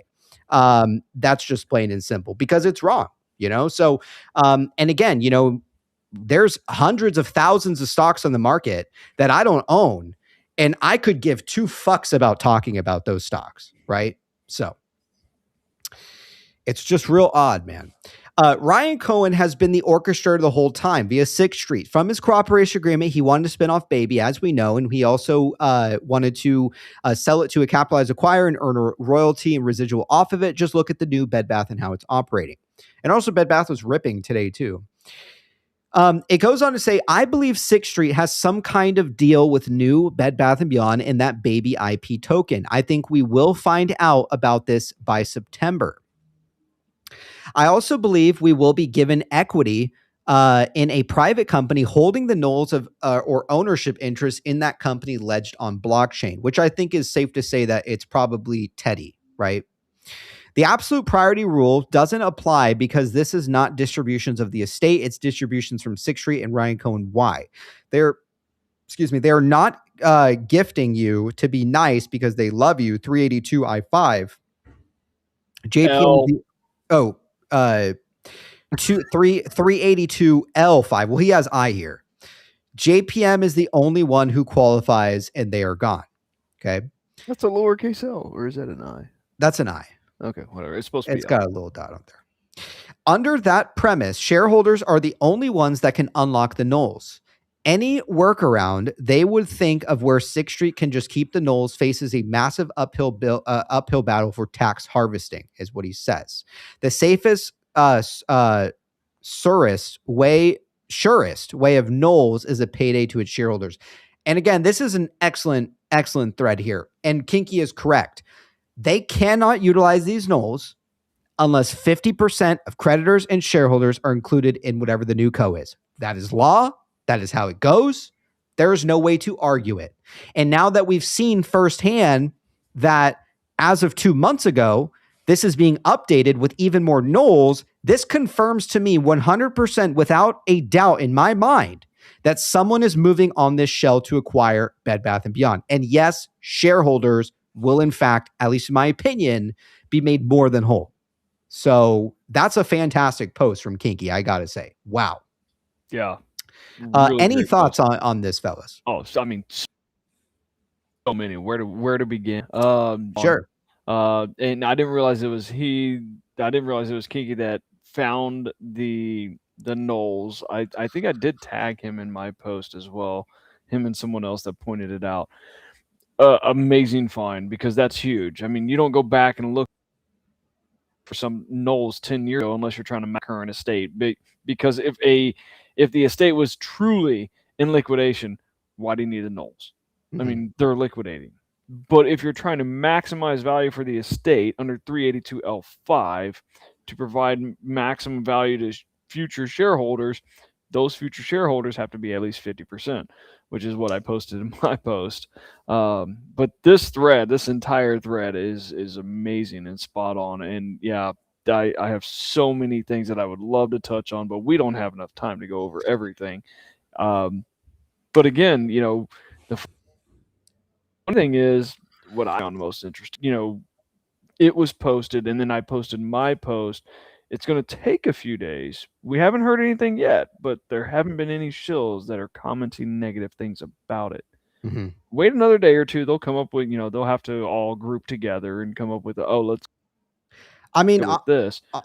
Sorry, go ahead. No, but I mean, I'm sure we'll have an argument that is unsubstantiated. I don't think you could have one. I mean, they typically, anyone who's against the NOLs, they tend to reference Gibbons' docket, and it doesn't matter. You cannot argue this anymore, right? You cannot argue the fact that there is a real reason why they are now adding another like 1.3 billion in NOLs here. Can we talk about that? Can we talk about their argument about the Gibbons docket? Because that is the dumbest argument I've ever heard. Maybe failure to monetize NOLs, but they don't understand what the term monetize NOLs means. Working for the bondholders. The bondholders couldn't monetize the NOLs because the NOLs were already gone and extracted by the estate in the change of control. If you change control, the bondholders didn't go in and get the NOLs. So maybe there was a change of control, June or July 2023. Now the bondholders can't go in and extract value with the NOLs because you had the CARES Act and everything else that could actually monetize the NOLs. You can't do that because you had a change of control. Now we have to wait 3 years. So the whole Gibbons argument is the dumbest argument that I've ever heard a shill say, well, there's monetary value. There's not. They're misunderstanding the docket. That's a proponent. Like that helps us. Not their argument. That helps our argument. Thank you, and continue to make that argument. And that's what I'm saying is like, you actually have like firsthand accounting experience in like tax kind of like law and things how this works. And I find it very interesting, like, none of these people who have this opinion on the Gibbons docket and what they bring forward, their profession has nothing to do with tax law at all. They have no fucking idea what the fuck they're talking about, right? So, again, at the end of the day, for me, it's just like, I know when I see some of these comments, like these people have no idea what they're talking about. We've done the research. We've brought professional, somewhat semi-professionals, right, on the show. It's hard for me to fathom how somebody can come in and say, oh, but the Gibbons docket says this, and you're actually making towards my argument, and you're trying to make it sound like it helps your argument. It doesn't. It doesn't. The fact that the NOLs could not be extracted and monetized helps my argument where I stand in that who Gibbons was representing could not monetize them. Therefore, they were preserved in a way that supports my argument. And yet you're trying to make it sound like it supports your argument. It's counterintuitive and flat out wrong. I mean, I agree with you. And it's frustrating because I'm hot about this right now, actually, because they try to spin it in a way that makes it sound like it helps their argument when, in fact, it makes them sound incompetent. Right. And again, one of the major things too is that we have a lot of court dates coming up when it comes to the HBC stuff too, right? I think I had seen stuff that we're heading towards this summer for, I don't think it's discovery, but it's some responses, I think, to some of the HBC stuff too. So that kind of gives us this window. And look, I've said it many times before, I do believe that it's going to be around this September/October date. Now, with that being said, we have not passed the 3-year bankruptcy date yet. That will be next week, which will be 4/23. You have a couple hype dates. You have 4/20, you have 4/23. You potentially have the May time period that DFE returned. And then if all those three fail, we obviously have like the shareholder meeting in June, things like that. That's why I think that they can't, like, look, if we are correct here, GameStop holds an investment in Bed Bath & Beyond. Ryan Cohen's going to bring this back. All this stuff is let's say all of this stuff is 100% how it's going to go down. You cannot have that vote, at least in my opinion, prior to that happening. And I think that's intentional why Ryan Cohen set this date, because they were originally going to vote on this in March/April for his compensation package. Yet now they've moved it to June. Okay. Which I think is odd. I mean, you should just, like, why do we have to wait till June? I don't know if they want to wait till like another like earnings or what it may be. Right. But either way, it's been moved to June. And then if you really analyze the warrants themselves, they expire right around the time that our equity was pulled from our accounts, right? Like, and that's right in the 3-year window. I mean, we're talking October of 2023 to October of 2026. Both Bed Bath & Beyond and GameStop have these warrants issued right now that expire coincidentally 3 years fucking later, right? You went right to where I was thinking. So and it's just so odd.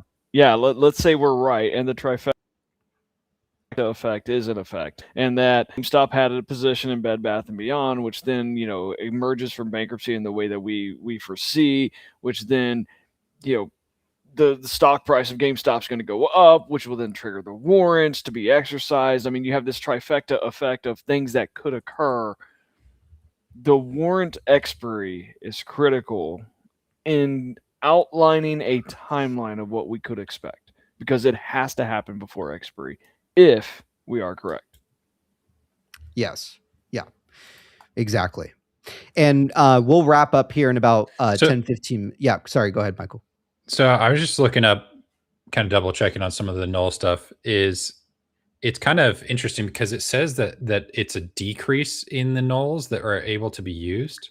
No. Notice the brackets that says increase.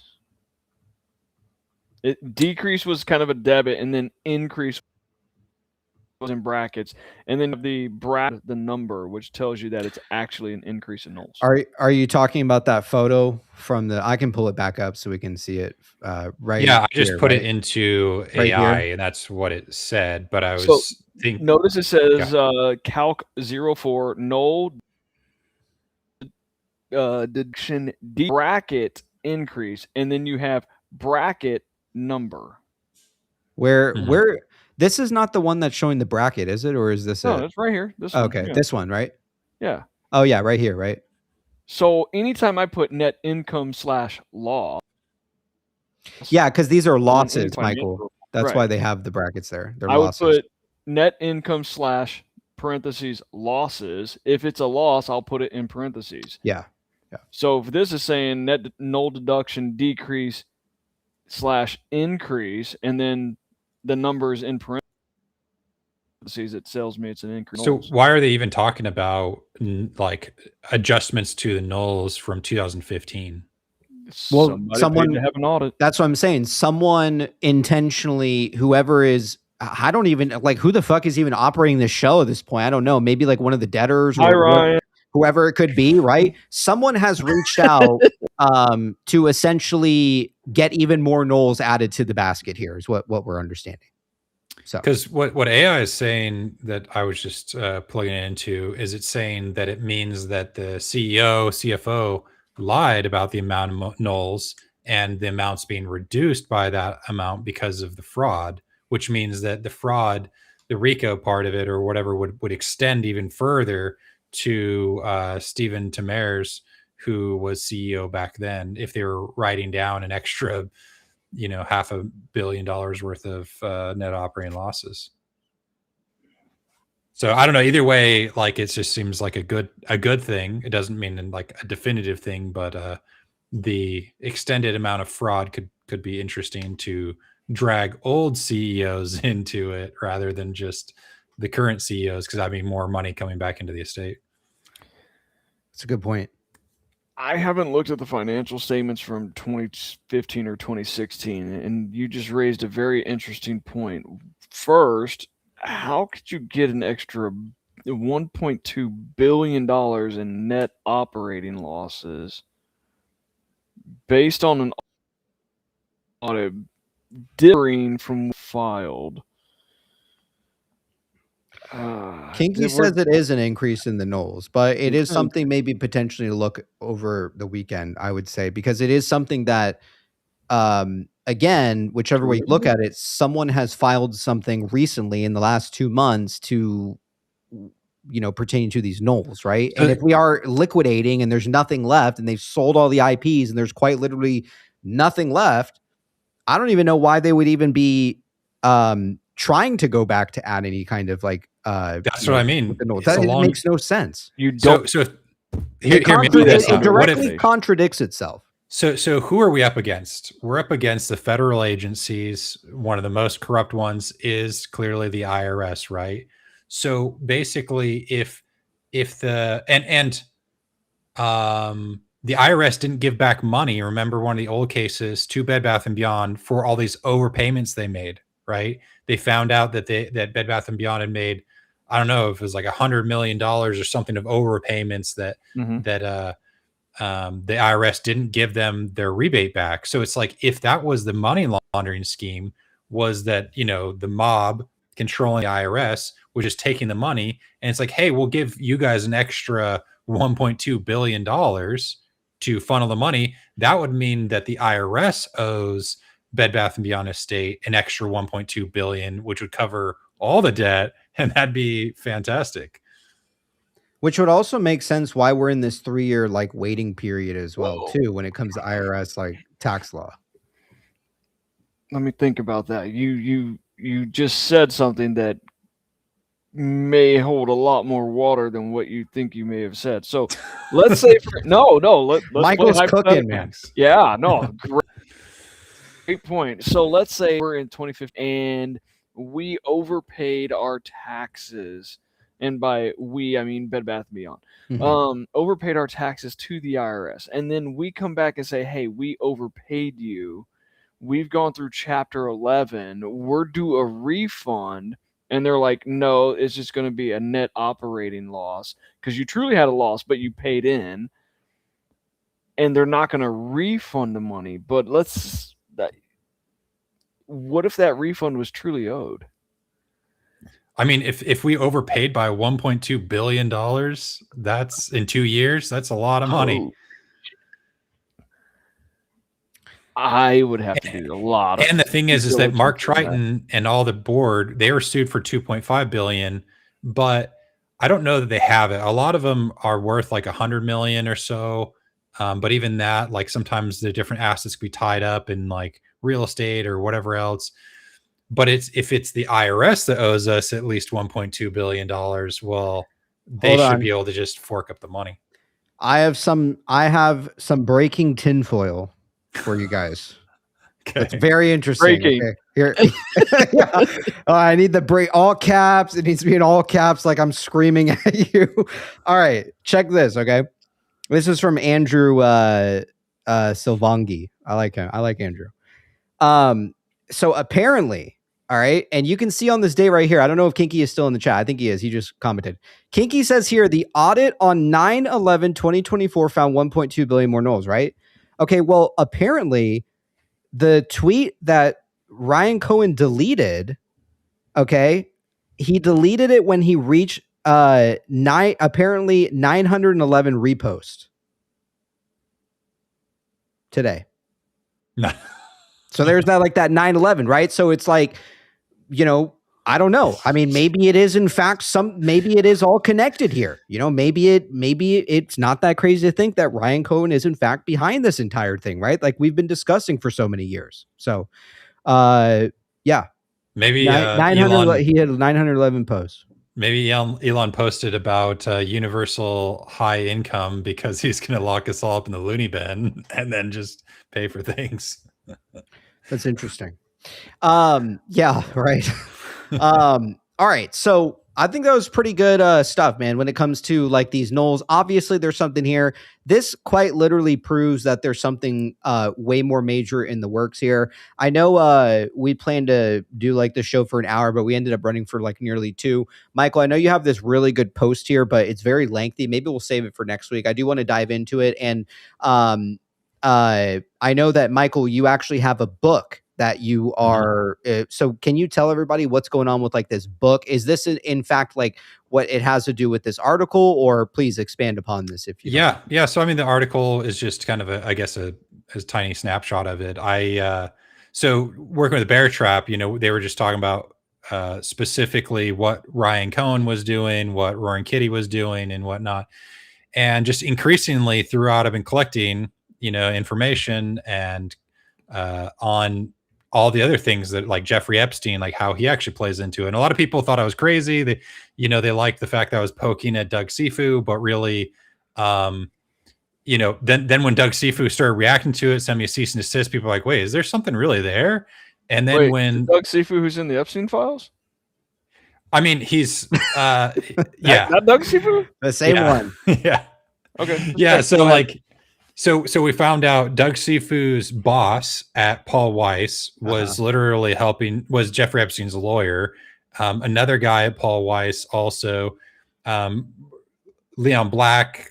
I mean, it's just like the number of connections. You got Frederick Fekkai. It started to be like so many where it's like the only reason Doug Sifu specifically wasn't there is just because he's just kind of irrelevant. But I mean, like, he was the patsy, the fall guy. So no one was actually, having a conversation with him. They just tell him what to do, allegedly. But so this whole element of that, and then it was really validating when the latest tranche of Epstein files came out, because it turned out that Kathy Rumler from Goldman Sachs and FINRA and Obama's White House counsel was literally the person he was Epstein talking to the most.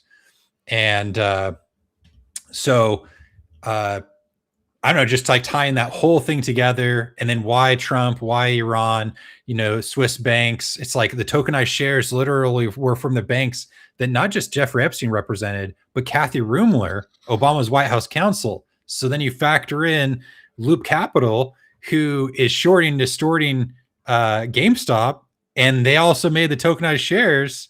You start to see how it was all working. And so it's just pretty cool. Yeah, Michael, send me a link to your book so I can put it in the chat. I'm sure some people out there are curious and may want to pick up a copy. We will cover this next week for sure. But again, Michael does a lot of work out here, fellas. Again, constantly making these connections. The man has been doing quite a bit of work. So send me the link. I'd be happy to post in the chat here. And I urge people to subscribe to Michael on X, man.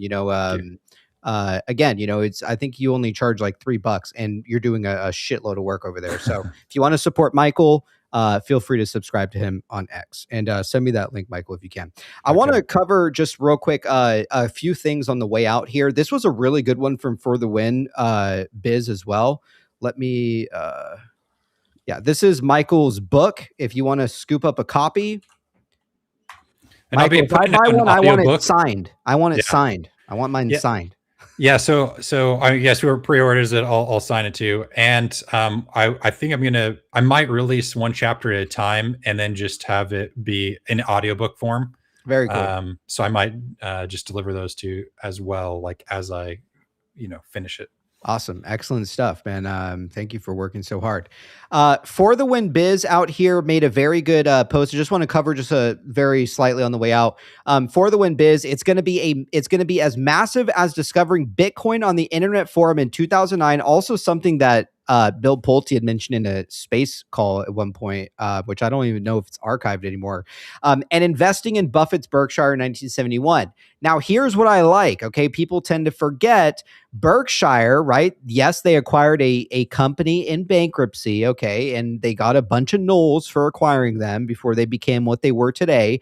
And it says here that Berkshire actually traded on the OTC market until 1988 before its NYSE listing. So a very, very crucial detail here, which I think is interesting that, again, there's a lot of this reference to Berkshire Hathaway. Ryan Cohen says it. Michael Burry says it. Bill Pulte would say it. Those are three main guys who are talking about this, right? So I do think that they're alluding to something here. Could we, in fact, if our equity is going to head the way of tokenization, which I do think it will, are we going to see a type of OTC market? I don't know necessarily, right? Because I feel like from 1988 to where we are now, or even a couple years prior to 1988 before they were listed, I don't think we are heading to the OTC market. I think that we're going to head straight to a tokenized type of blockchain here, and it's going to be different. So, because there's so many signs that are pointing to it being blockchain related, but I think this is very, very key. Okay.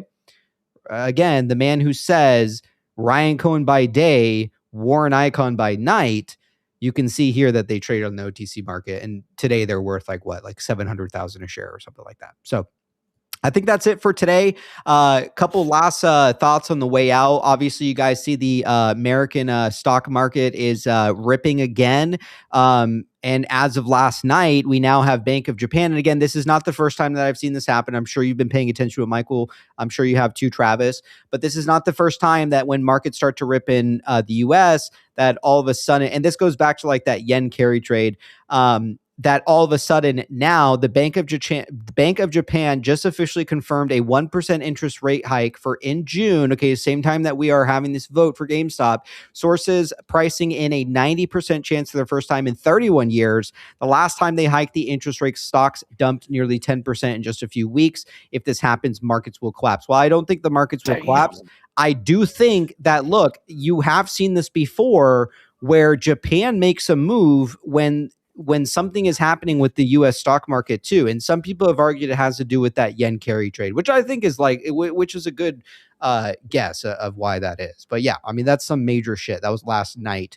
And a couple of our friends out of Japan were actually sending me over some stuff. So yeah, that's huge. Yeah. Very, very major. So I think that's it. Oh, one last thing here. Okay. The Trump thing. All right.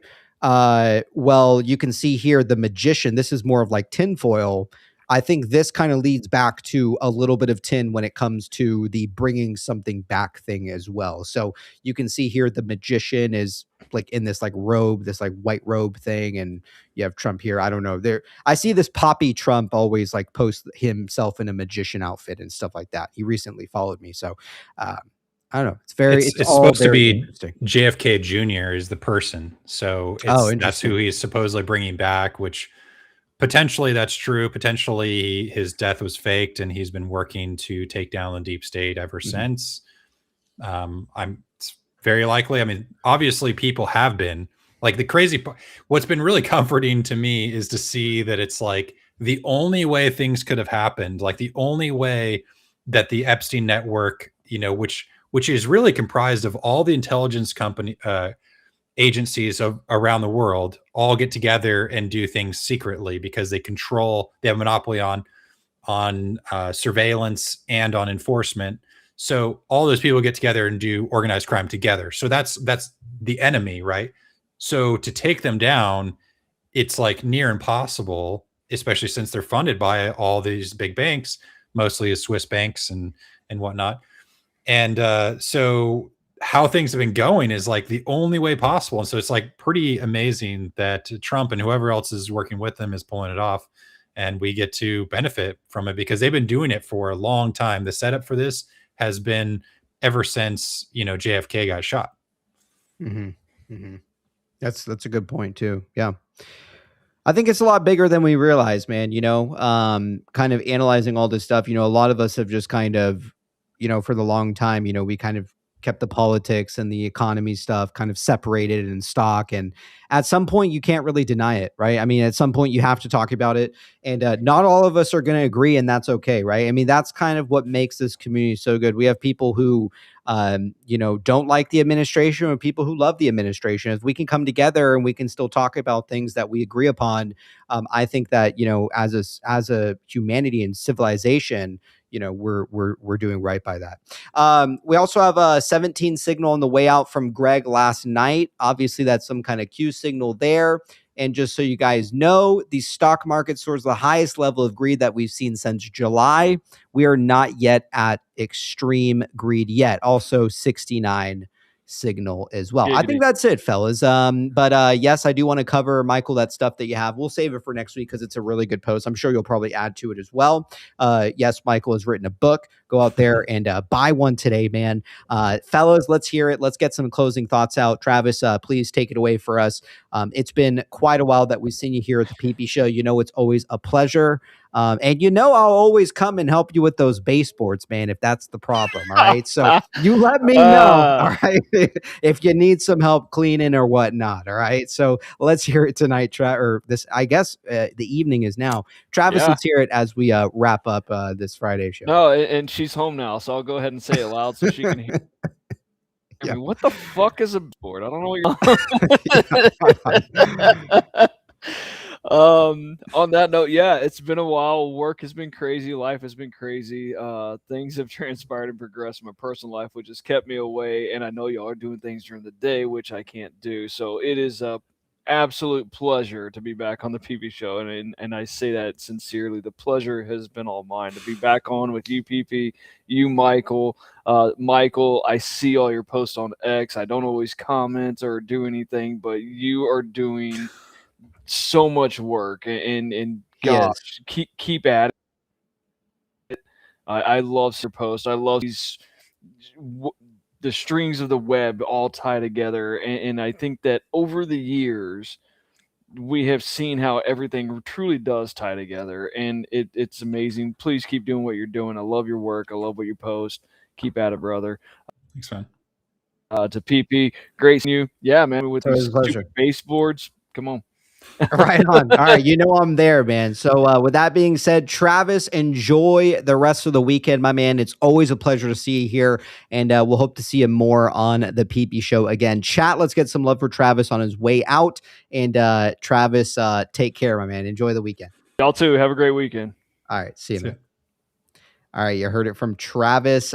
Michael, let's hear it, man. I mean, again, excellent stuff. You know, you're one of the few people out there that are actually talking about the stuff that some people are too afraid to talk about, right? And again, I think that this is one of the reasons that God kind of brought you here into this community, because at the end of the day, you know, God knew that you were the one who was going to be able to piece a lot of this stuff together here, right? The stuff that is hard to talk about, the stuff that people don't want to talk about, but it needs to be known and the truth must come to light. So, you know, I tip my hat to Michael. He gets a lot of shit from a lot of people, but he's gotten a lot of support too, right? I think the support kind of outweighs the people who tend to speak negatively of the stuff or the things that you say. But I do think that communication is key. You know, one of the things that I've built this show on is openly debating it and talking about certain things. And, you know, I feel like, yes, there are certain things people are uncomfortable to talk about, but sometimes you have to talk about them, right? And Michael, you've done a fantastic job, and I'm happy to support you at any point in time. So, hey, thanks, man. Any closing thoughts you'd like, Michael? Let's hear it. No, it's super exciting. I mean, I think just the whole power dynamic in the world is changing, and yeah, we're part of it. We get to be like the best part of it. Like, it seems crazy to say, you know, it's like to try to wrap, everything ties back to Bed Bath and Beyond, you know, and the other stocks. I mean, MMTLP, you know, GameStop and AMC and a bunch of other ones. I'm actually digging into one called Starry, and I mean, if anyone wants to help, they're putting out bounties on fraud. So I've pinpointed a guy that I know is involved in tons of fraud, like healthcare fraud and otherwise. So it's just a matter of like trying to find a smoking gun. He worked in, you know, Minneapolis, Minnesota, and some other places. So it's like there's a lot of different angles. If we find one piece of that fraud, we could take down the whole thing.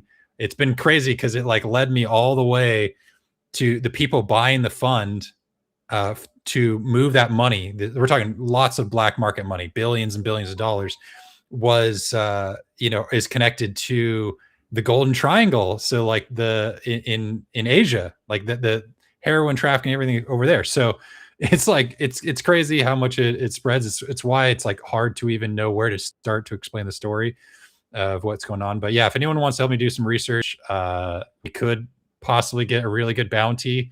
That'd be awesome. Right on. And I think you know, the Jerome Powell is you know, represents the head of the snake, which is the Federal Reserve, and he has to step down on May 15th. So I'm not sure whether we'll see something before that.